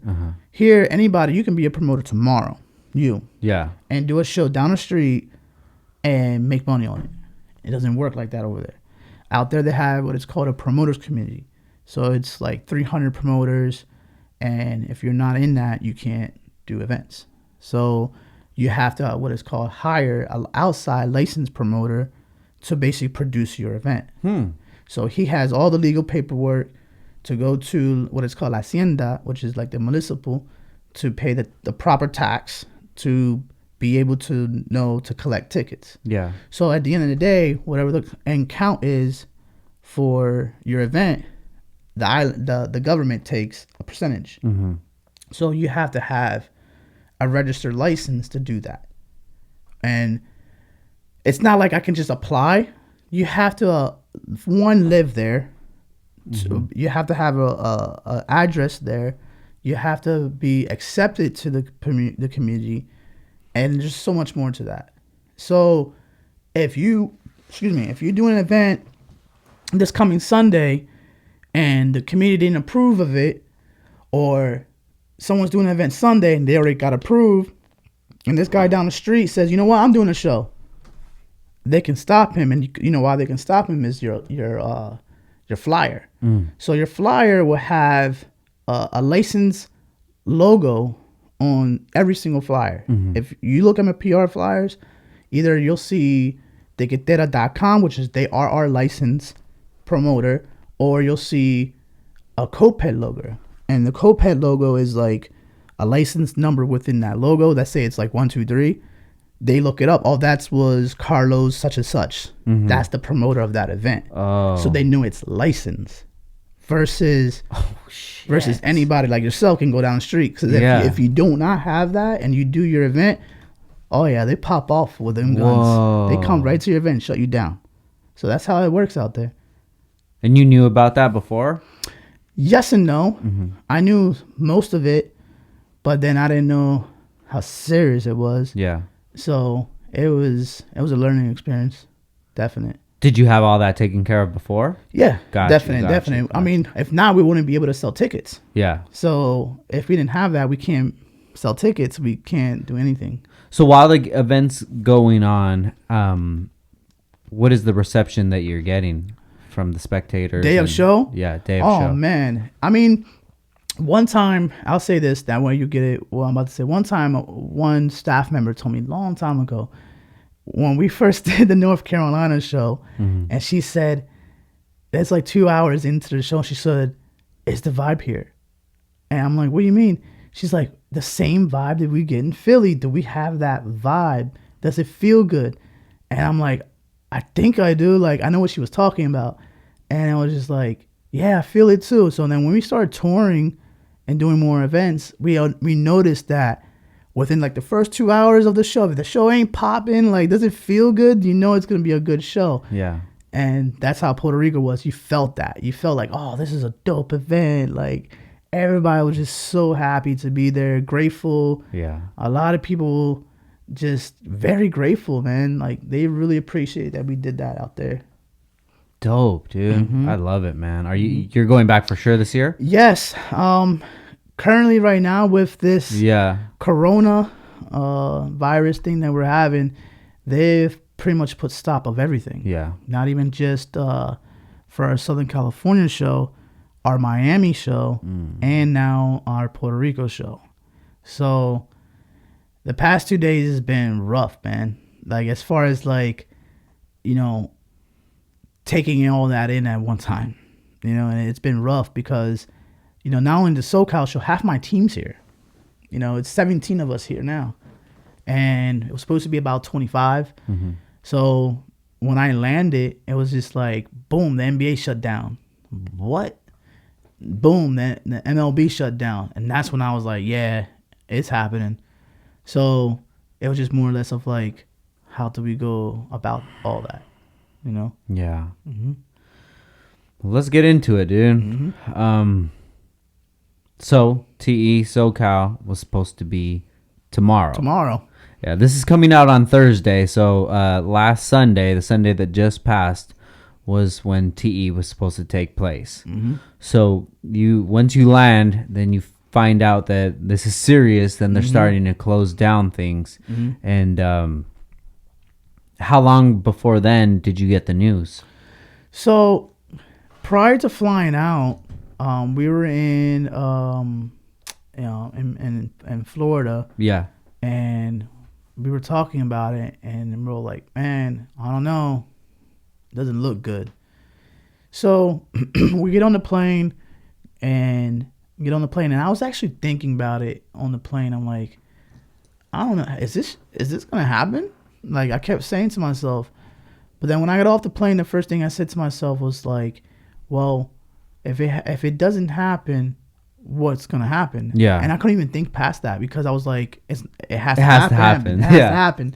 So, but when I got off the plane and when I heard that NBA shut down, that's when my whole body got a little numb.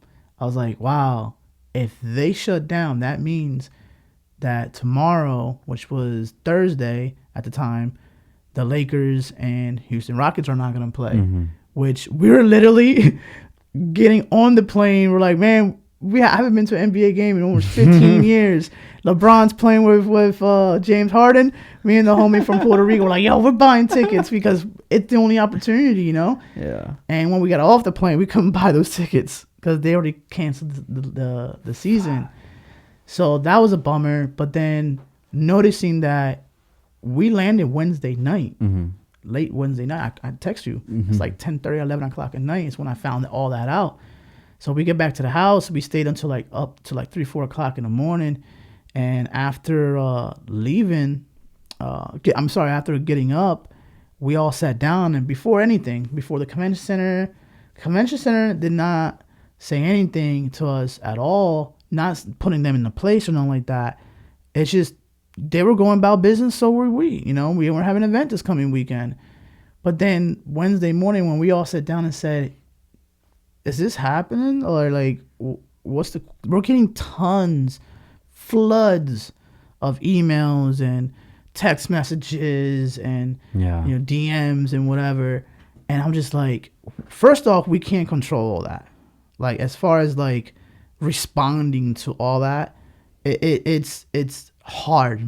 First and foremost, we tried, but at the same time, we were trying to grasp for what we were supposed to do. So we were planning. We were planning A, B, and C before I even got the phone call. So I called my event manager like around 8:30 in the morning on Thursday morning, and I said, "Hey," because we landed Wednesday night, and I said to him, "Hey, so I'm sure you hear what's going on." At that time, they already made an announcement that the government was shutting down. So I called him and I said, "Hey, are we having our event?" And he says to me, "Oh, business as usual. Like, yeah, we're having an event this weekend. I'll see you this weekend." I'm like, You weren't confident in his word? not really. At first, for like the first hour, I was like, "Yo, guys, sit down. We're gonna get the promo ready, blah blah blah." And then after that meeting and the guys were starting working, I'm like, I don't know, man. Like, I don't think this is going down, And so I was just getting ready to call the venue back. I wanted to speak to a higher up. Yeah. Because he's just an event manager. Event managers get orders. So I was like, I want to speak to your facility manager or whatever. And right before I was picking up the phone, she called me. And she's like, "Hey, she's really nice, hey, sorry to misinform you, but, it's out of our hands. And we have to do what the city of Anaheim wants us, or what we're told to do." Yeah. And it broke me. It broke me hard. And it was so hard to take that in, like, and she was very supportive, with that decision.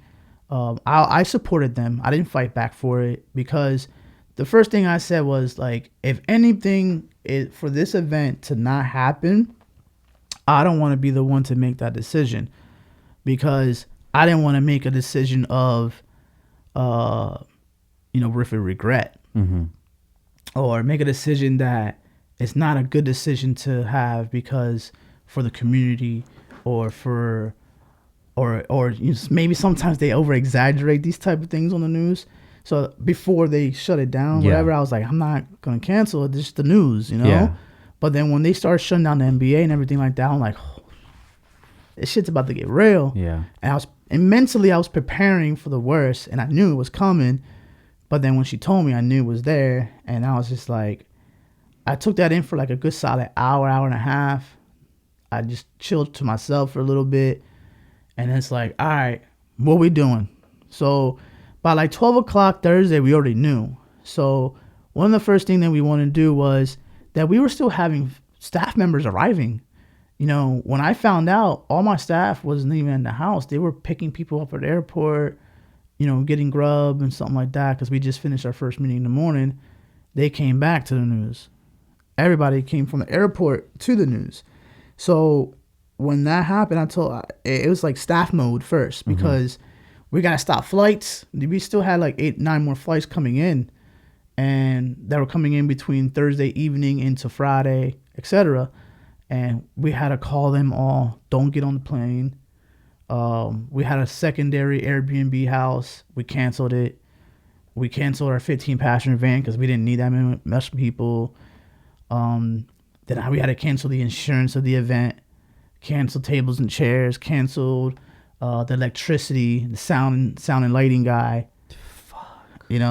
So the thing is, we wanted to get that done first, because these are the people that within business are involved with the show. They got to know, because, if I'm a sound guy and the sound guy has 5 people that work for him that got to set up, they have a job to do this weekend. Yeah. So it's not even about 300 cars and everybody else. There's other people that are involved within the event. So I had to let all those key players know first. Yeah. And then get into the media side. Yeah, because they're prepping. They're prepping. And relying on my decision. Yeah. Yeah. So as soon as they know, as soon as I found out, within hour and a half, 2 hours, I started making phone calls, left and right. Yeah, man. I just seen that the way that things were going, and I don't know what it was that I saw, but something was just like, Don't look Yo, good. I don't know. This isn't looking good, man. Yeah. It's still, things are still up in the air. It's not looking good. And then I would go to the page because I didn't want to call you. I don't want to call you. I Yeah. didn't want to text you because my part in all of this is so insignificant that I know you have so much other shit going on. So I'm gonna use context clues to figure what's going on, you know, Right. and just wait on your call, you know. So I'm on T's Instagram and just seen the last post, which was from like 2 days before, and just seeing these comments, and they just keep coming. Every time you check a little later, more comments. Just like, fuck, man, this is not looking good, bro. And I didn't know how to, prior to Thursday, I didn't know how to react to that. Yeah. Because again, you think about it, it's the news. Yeah. How serious this really is. I knew it was serious, but it was just like, how really serious is this going to be? Is this going to... I had no intentions thinking that we was going to shut us down. Yeah. At all. Like, coming into it, when I got off the plane, when they said the NBA was shut down, that's when I was like, oh, shit. Mm-hmm. This is real. And that's when the whole realization came in. I was like, we might get shut down. And I was, like you said earlier, I was not trying to feel like we're not shutting down, like we're doing the show, because it's like we put so much effort, man, so much work and promotion and time and flights and everything to get to the event. There's 17 of us here in California right now. We got nothing to do. We want to see cars. I have 4 or 5 guys, at least out of those 4 or 5 guys, I think 2 of them have never left Puerto Rico for the first time. Oh, shit. And they were hyped, man, to see some cars. They didn't see no cars. Yeah, I think everybody should. They saw Fairfax. Right, yeah. Well, that's something good to see. Yeah, I took them somewhere. I love Fairfax. Something good to see. It's not a time for gatherings right now. You know, that's just it. No. It's just, it is what it is. Mm-hmm. I've pretty much everything that we do that involves a lot of people, we're not doing it. Christian soccer, not doing it. Wow. His school, he's off for a week, but I'm pretty sure that that's the minimum. We'll probably find out this coming week that he's probably going to be off until April or something. Something like that. Yeah. I've been hearing it back at home in Pennsylvania. My mom was telling me about it. Like, they're shutting a lot of things down over there. Yeah. So then, to top it off, that same Thursday is when I got the phone call for Miami. Mm-hmm.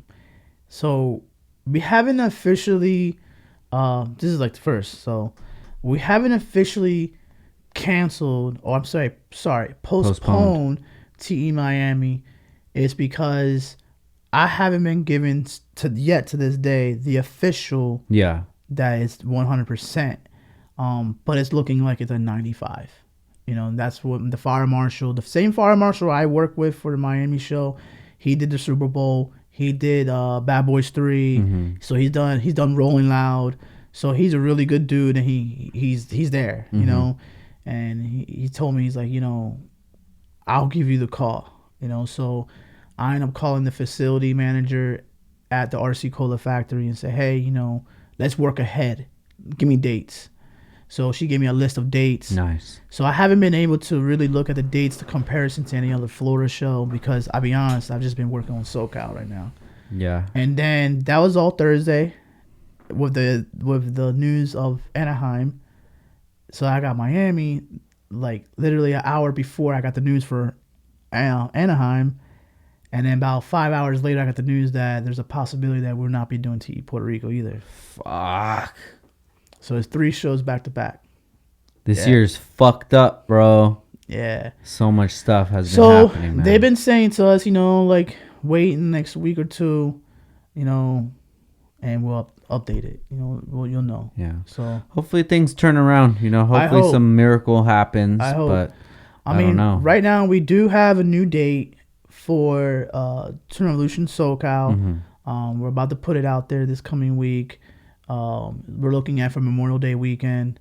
That's what they gave us. Mm-hmm. And it's only about 2 months after the fact. So I think that's solid. Yeah. We can make it happen. The show was going to be really good. Like, it was really building up a lot of good hype. Yeah. We already had like 325 cars. We're basically sold out, So Now it's just all about picking that back up and promote a new date, and hopefully, people can support it and come out and show love, because, when you get to an event and the dates to an event is so important because that's how people plan, and they plan how to make it out. They plan to reserve that time to come to the event and show up and show love. So to that effort from us, we have to push to let them know, like, hey, come through. And when they come, it's like, it's such a relief because it's like you see a lot of people in the building like, that work's done. Yeah. They showed up. Because I've had a couple crickets events before, and I'm just like, damn, yeah, they got us on this one, and it has happened, I'm sure every promoter has their story, but, SoCal's have showed us love, man, since day one. Every year it grows. Every year I feel like, I feel like they're understanding what we're trying to do. Yeah. We're not trying to be bigger and better than anybody else. It's just that we have a formula that we've been using for 14 years. And that 14 years has worked for us. Yeah, last year was a great time, man. Yeah. That's where we made this set for. Yeah. I remember you were showing me pictures like, yo, look what I'm going to bring. I was like, you're the fucking man. I love you, bro. Yeah, because I liked it, man, because it's like, it reminds me of Complex Con. Yeah. It reminds me of like how back in the day, big car shows were with displays, not tents. And I thought that was cool. Like, you went outside the box, and I'm like, to this day, this has been my favorite, man. Like, this whole setup. Thank you, bro. It reminds me of, like, just looking over here. Yeah. I feel like I'm in NY. Yeah. You know what I mean? Like, I see everything that's so cool, but that's good. I like the fact that you went inside of the box and tried to put something together that makes sense for your brand. Definitely. Your brand is what matters. This is speaking for you, not a tent. You know what I mean? It's crazy how it all came together. Mm-hmm. I knew that we were going to do a booth at TE, and I wanted to do something cool, especially because, like, you always support me so much. You know? Man. And you being from the East Coast and coming out to the West Coast doing a show, I wanted to support you. I appreciate it. And it's it. so much easier for me to do big things like this when I'm local, because you will just load it up and go and do it, So yeah. I've always had the idea, and then I don't know, I just like threw something together, drew it, and then I went to Home Depot just to like brainstorm, and then saw this, and just the way that it all came together, and then being there that day, setting it up. Bro, yeah, the carpet. They had the little lounge. You had the t-shirt racks real nice. Yeah. I was like, oh, like, I see you. It was so fun. Yeah. I'm gonna tell you what our setup was gonna be this time. So wait a minute. You had a different setup for the show? Yeah. All right. So this is what it was gonna be, because I can't take all this. It's so hard, dude. Yeah. We even had to cut the top to make it fit in here. Shit. So what we were gonna do was we were gonna get our 10x10 tent, but have the walls all the way around, and then the front wall, it was gonna be plastic. Oh yeah. And then I was gonna have like plastic cut out and Velcro so we could pull it down. I know what you're talking about. So then we'll have the mask on, and then and inside of the booth, it's gonna be like, since it's blocked from everywhere, we're just gonna be chilling right there, and have decorations, bring some of this stuff in there. Marketing. Yeah, I was so stoked, dude. I'll show you the text to Alex. It was like the day before that it got canceled, and I'm like, dude, this would be so sick, because once I get set on an idea, everything else goes away. I'm like, I'm gonna make this happen. Yeah, it was gonna be exciting, man. Damn. But we even made the shirt. Yeah, the shirt that I had out. Oh there. yeah, that's the one. Okay. Yeah, the Rona World Tour, dude. Wow. And we're gonna debut that shirt at the show. I wasn't even gonna post it up or anything until at the event. I have 2 different designs right now that I never even debuted. I was gonna debut at the show, and then we were gonna do the discussion there too. Yeah. Which that definitely still gonna happen. We got to. I don't think that I don't know if it's appropriate to do that, the setup that I wanted to do, right? Ever since it like turned serious. Yeah. But I want to do something fun, man. Yeah. And now we got a little more time. Yeah, to prep for it. Yeah. Cook something up. I think that's what I like about you the most, man. Just like one of the first things that I remember, I think our first real interaction was at Honda Day. Yeah. When Big Mike brought the Prelude out there. Yeah. And you previously did my event, but previously you called me like, hey, you know, this is what I'm about. This is who I am. This is what I do. And I felt your vibe right away. I was like, yo, I like the realness, because that's the only thing I can ever be, is be real. And one of the things I liked about it was just straightforward up front always. And the fact that, you know, one time you came to one of my shows and you said, Jay, I'll be real with you, we just don't make money on your show. And I get it. Yeah. Because everyone has different niches of what they're trying to provide or sell. Yeah. And if some of our enthusiasts that come to our events may or may not be intrigued into your product. Yeah. It's nothing against the product. It's just not what they want. It's not just Downstar, it's just any company, you know? But one of the things that I liked is that you approached me after the fact and say, hey, dude, you know, I still want to attend your events, but it's hard for me to do so because it's not our niche per se. But what I liked about is you're like, but I still want to support it. So you're always more like, how can I support it if I'm not going to make no bread though? Yeah. But I think the best thing that you did is like, you know what? I'm just going to promote the name, Downstar. I'm going to show off and let people know this is what I'm about. I'm going to sell my merch. At least my clothing brand aspect. I'm gonna build this booth right here and show what it's all about. And I respect that, because it's like you don't care to make money at the event. You just want to show presence. Definitely. And I thought that was dope. Thank you, man. I appreciate it. Yeah, and I've had that same conversation with Kenneth at Weekfest as well. I love Weekfest, man. You know, that was one of the first shows that I ever went to, and to be accepted off of the wait list was like an honor, dude. Yeah. When I got that email, I was just so excited to go, you know, and it's hard, bro, because I wish it would be. I wish that it was a brand that you could go to any event and sell stuff, like a sticker company or something like that. But we are in our own sort of niche, which is my fault too, you know. So ever since then, I've been thinking like, yo, I don't want Downstar to be known as like even a hardware company. I don't want it to be known as that, you know, because for the longest time, dude, we were known as like the people who do spikes. Yeah. I'm like, bro, you're talking about 4 products out of over 250, but that's what was popping. Yeah. You know, that's what people knew us for. Yeah. And then it turned into the hardware. And then after I was like, okay, I don't just want it to be hardware. Like, Downstar I named it Downstar for a reason and not like Bolt Boys. Right. Because if I would have used Bolt Boys, then this is a hardware company, Bolt Boys. Same thing with Tuner Revolution. Yeah. We named it Tuner Revolution, and not until like 2013, 14, I made the Instagram page. I think it was 2012 or 13. And the Instagram page was actually my personal page. When I first started that page, it was my actual personal page. And I named it Tuner Evo, because I didn't like how the typography on Instagram, because Tuner Evo's letters is long, and I didn't like how it looked, like long on the page. And at that time, people were starting to call it TE or Tuner Evo. Yeah. I never called it Tuner Evo. Oh, really? Never. Oh, that was shit. That was the fans. Yeah. Always and forever. I've never called it TE. I never called it Tuner Evo. It was always Tuner Revolution.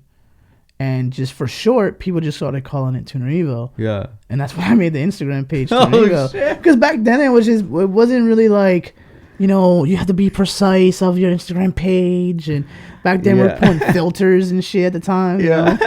You didn't think about that, you know? Yeah. But yeah, that's what I did. And even to this day, it's just, that's what they know it as. It's Tuner Evo, which is dope. You know, I think because it's like a brand within the brand. You know? Definitely, man. But we just want to support all the time, you know, especially people that are hustling.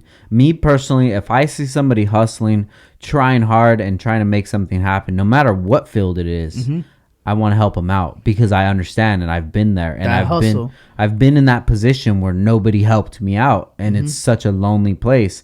It's like, damn, I wish somebody could fucking throw me a bone right Yo, here. word. You know? So if I could throw a bone to somebody or help out or promote or whatever, you know, we've had discussions about other events. I'm like, well, I'm not going to be able to make it, but I'll help promo. No problem. Because it doesn't matter to me, you know? I just want people to serve. And I think that's good because it helps the industry move. You know, it's not just for your brand, my brand. It's for everybody because if you can tell 10 of your spectator friends to go to an event, even though you're not going, those 10 kids or whoever never experienced that particular event, but if you promoted it, that's 10 more new spectators to a new event. Yeah. Regardless which event it is. Yeah. And out of those 10, we gained 3. Mm-hmm. And 3 are lifers now.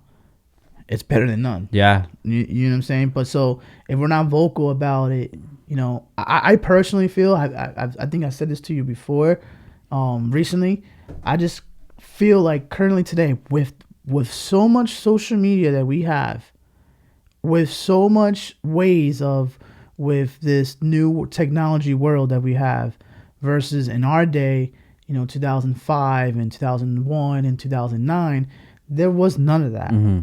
And the industry was way bigger then than it is now. And I'm talking about by the masses. Yeah.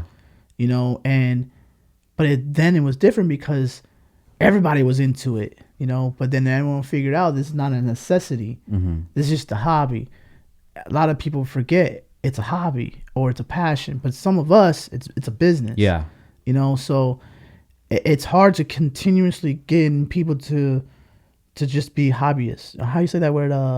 Like you're really like a hobby. How you say that word? We'll go with hobbyist. Yeah, bro. Yeah. So it's more or less of like an enthusiast learning into maybe just to go to shows or to go to drag racing events or to go to drift events. If you don't introduce it, then how are they going to come? Yeah. You know, so you spreading the word for us, even if you're not going, that's love because we're going to get 3. Yeah. At least. No, definitely, man. I'm always here to help out, even when you're trying to make something happen. Just like what the earthquake from Puerto Rico. Dios mío. You know, let's talk about that, man. That was rough, bro. Were you over there? I was there. Okay. I was there. I was in Florida. No, I apologize. I was in Pennsylvania. Okay. For Christmas. Okay. I went to visit my mom and all that. I flew into Puerto Rico. I think it was the 30th of December because I want to spend New Year's there. And the earthquake happened on the 7th. Mm-hmm. So prior to the earthquake, the big one, I was going to one of our friends' house locally to do some work. I was working out of his house a little bit, and I felt the shakes right in Guanica, which is the epicenter. Okay. Like, right in Guanica. And literally, it's like I've never felt earthquakes in my life. Oh, really? Nah. Okay. Nah, I never really experienced that. So you can feel the shakes of the house and just my heart started to beat. I'm like, what? And it was nothing. It was like a 3.1. Yeah. You know, and I'm like, what? You know, I never experienced before. And then the 7th of January, it was like 4:20 in the morning, dead asleep. Yeah. Dead asleep. And all of a sudden, you can just feel like, you know, when you go to the mall and they have those little chairs that you sit down in, it's like a vibrating machine, like that. Yeah. Just my bed just shaking. And then I realized, because my room's pitch black dark, because when it started shaking, the power went out. Okay. Everywhere. Uh-huh. So I can't see, you know, I can't find my phone. My phone dropped. I couldn't find my phone. So it's shaking within a few seconds. I didn't even have time to try to find it. I had to hurry to get the hell out. And as I'm like going out my bedroom through the living room to try to go outside, it's like I'm like, you know what I mean? Like you couldn't really control your balance as it's shaking. And by the time I got outside, I stayed outside for like a half hour in my boxers, you know? And yeah, man, that scared the shit out of me because you're sleeping, you know? So you know how sometimes when you sleep and you're just like, just dunzo, if someone wakes you up, you're like, you just wake up instantly. Yeah. It was like that. Yeah. Instantly. And it was just like, wow, it was a crazy experience. But then nothing happened in my house. Everything was fine. We lost power for like 2 days. No big deal. But my hometown, Jauco, Guanica, and all the little areas that we're only like half hour, 45 minutes away from. You know, we started visiting. I have tons of photos on my phone right now. Just all the houses just destroyed.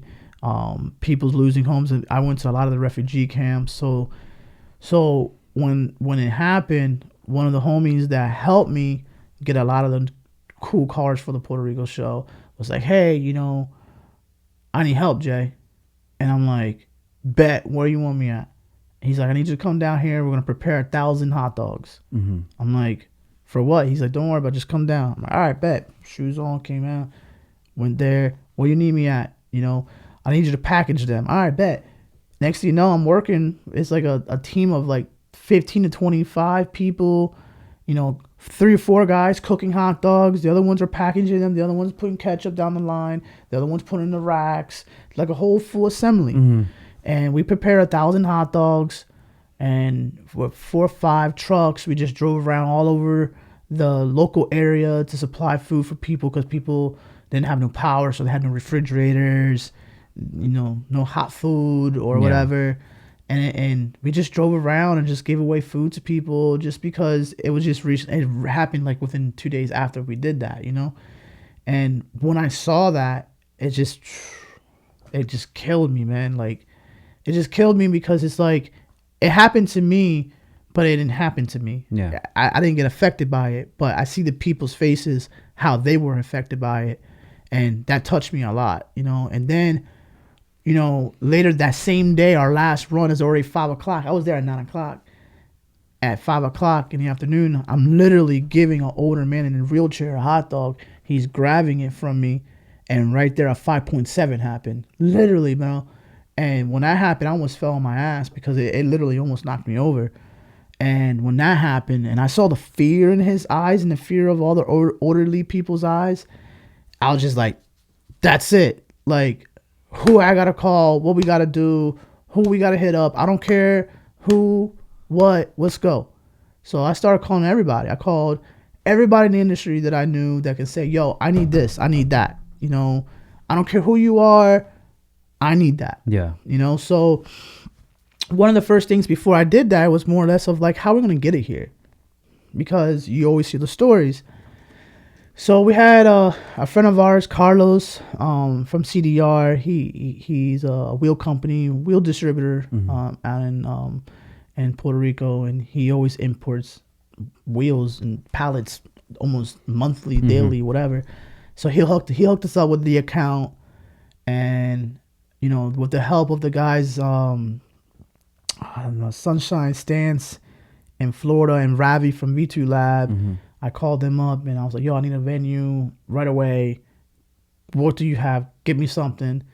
And he gave me the contact. So we did an earthquake relief at the UTI campus. In Orlando? In Orlando. So first and foremost, I want to thank you because I never said thank you for of course, that donation. Bro. That donation. The donation was mainly like to help us ship everything back because those pallets are not cheap to ship. So we end up doing four full pallets of all supplies, food, like diapers, you know, pantry, you know, you had like tents and pillows and blankets and just a lot of different toothpaste and hygienes for the women, everything that we can think of and get. You know, we had a lot of help that people came through and they donated.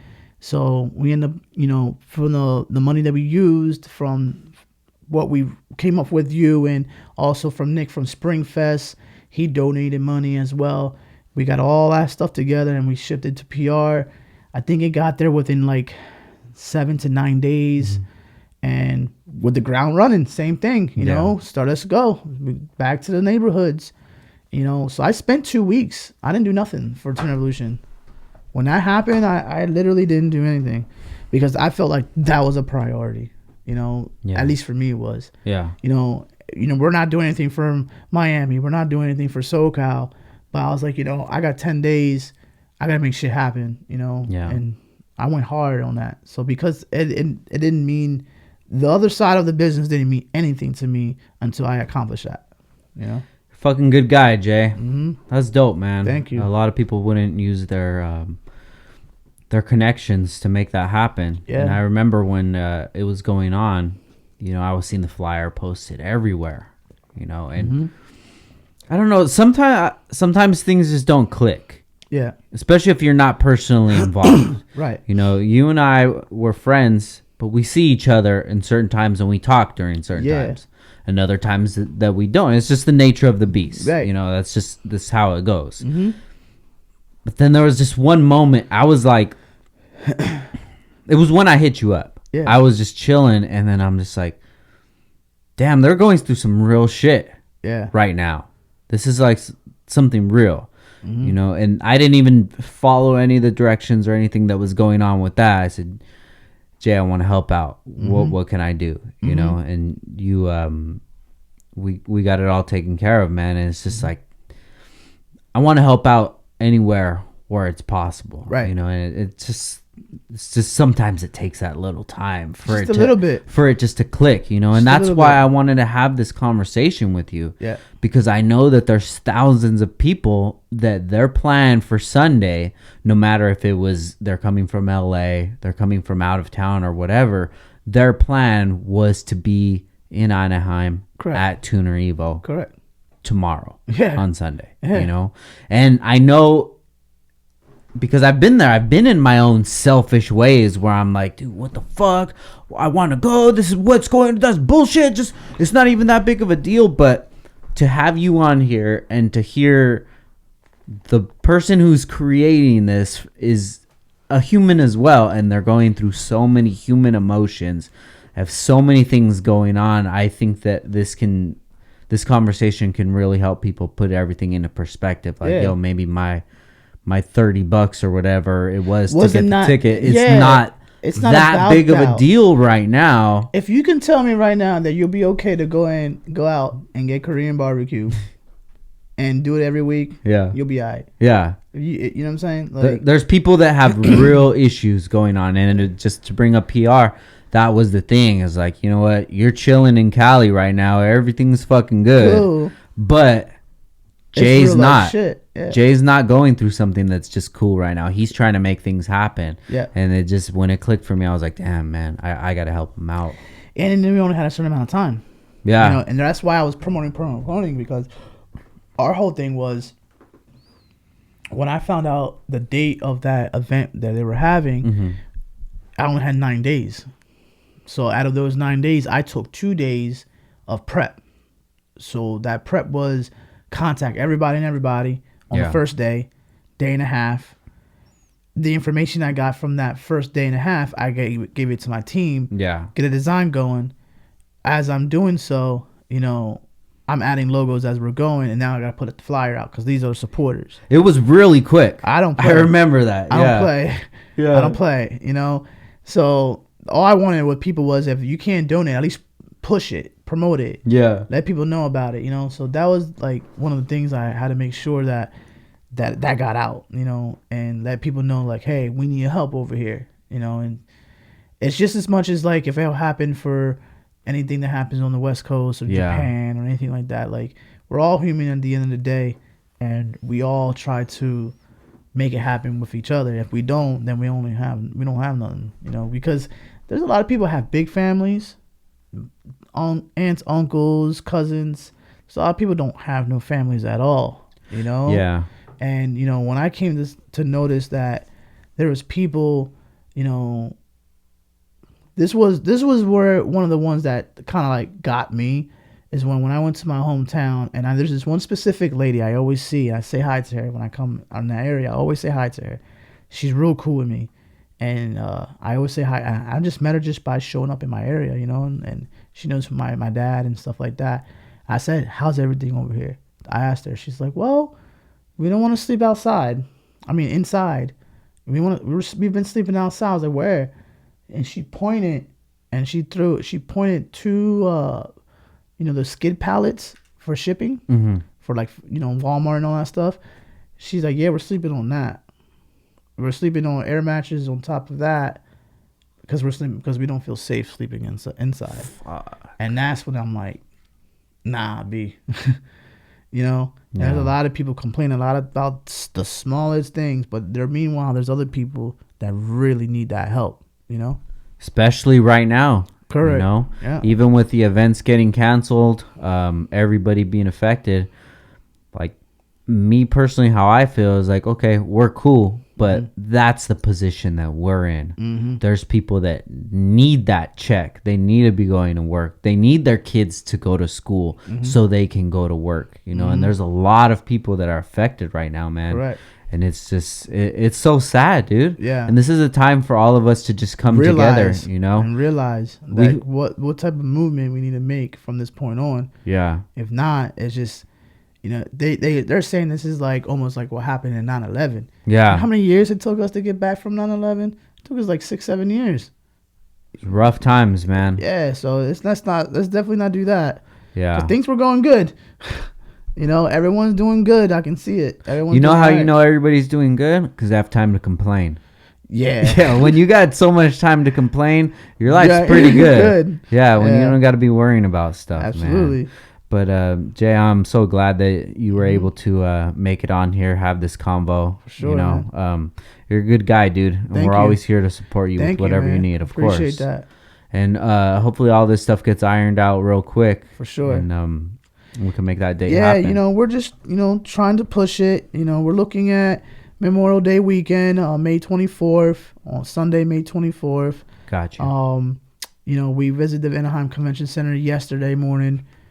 They've been really helpful. Dope. I will say that they've been very professional and very consistent with, you know, staying on top of it with me ever since it was announced. You know, they kept calling me and updating me with any new news or anything, and they're on it. They're definitely on it. So, and I feel really appreciative that they're not the type of team that's like, well, that's it. Yeah. Nah, they're like, nah, we got to help Good. you out. You're a client. You know, you come here. You Good, know? man. And everybody listening, please just realize this.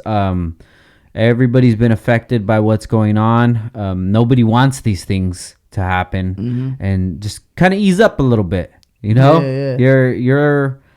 Your whatever return, or you not being able to make it, or you can't take off that weekend now. I can't get out of that. I have plans. Like, that's not really that important right now, guys. Right. We're in some real shit, Yeah. and we need to figure out what's really going to happen with all sure. of this. I mean, right now we have 2 other events that we may not have. So it's like, you know what I'm saying? It's like we're trying to go one at a time for Yeah. sure. You know. But it's all going to work out, man. Hopefully. I have faith. No, I definitely hope. have I faith, hope. dude. You're a good guy, dude. You're always helping people out, and it's always going to come back to you. You know, when you hit rough patches, all you know is something good is going to come out of that. Yeah, for sure. You know, but it was so good to sit with you, Jay. sure, I thank really you. appreciate it, man. I appreciate your time, and hopefully you guys have at least make something out of this trip while you're here. I mean, I think today was the first time that we came out because we were just locked in for 2.5 days. Yeah. You know, and we were just like, not today. You know, Yeah. today we gotta get out. You know, and clear our minds a little bit, do something. We went to Fairfax a little bit. We went to a couple different places to eat and stuff before I came out here. Yeah. And then tomorrow, I'm not really sure what we have planned. We're just hang out, but at the same time, still get work done. You know, we gotta get work done. Definitely. Because then we go back home, we gotta go back to work. Yeah, definitely, man. All right, Jay. So before we get out of here, can you please let people know where they can find you at? Yeah. First off, for the business is Tuner Evo. That's at TUNEREVO, and my personal Instagram is JAY_Tuner Evo. That's my personal Instagram. And, you know, that's pretty much, and Facebook, just find me on Facebook. I love it, I don't know how man. people do that anymore. Yeah, right? It's a different demographic. I don't really get on that much no more. If your parents are listening, you can find them on Facebook. Those only older people use Facebook, dude. It's like 28 and up. Yeah, right? Maybe. Guys, please, I'm asking you a personal favor. Go check out Tuner Evo Instagram. Go shoot them some positive feedback. You know, Sure. go shoot them some good love right now because they could definitely use it. And it just keeps spreading positivity. That's what we need right now. Thank you. You know? And I want to say thanks to our sponsor, Heel Toe Automotive. Hey. We just picked up a sponsor, man. Word. I'm super excited. Send me dude. the deck. Hell yeah, dude. Yeah. I was in Cali, dude. Yeah, You gotta get pound the in. pound, Gotta man. get that pound in. That's the first pound I had all weekend. Make sure you guys check out Heel Toe on Instagram at Heel Toe Auto or their website. I think I got that backwards, dude. I gotta. Heel Toe Automotive is the Instagram. The website is heeltoeauto.com. Dude, they've been around since 2002. When I got in, he was the OG already. Marcus is a great guy, dude. I was just talking to him at SEMA at one of the parties over there, and you never get a chance to just chop it up with somebody unless you're like at SEMA or something like that. And we got to chop it up. I'm like, man, I got to get this guy on the podcast. I didn't go to SEMA this year. Oh, I know. I'm glad I didn't go. I don't even know if there's going to be a SEMA this year. Oh, I didn't even think about that. There you go. There it is, man. But make sure you guys check out Heel Toe Automotive. Go show them some love right now. Tell them that you're a listener from the podcast. We really appreciate their support. It's been hard, dude. 152 episodes doing it. This 152? Zero sponsors, man. We finally got a sponsor. I'm super excited for that. Let's go. Looking forward to working with Marcus for the near future. For sure. And thank you, Jay. I appreciate this. I can't wait to put this out, man. Thank you for the opportunity, man. I've been wanting to do this for a long time. Hell yeah. I never...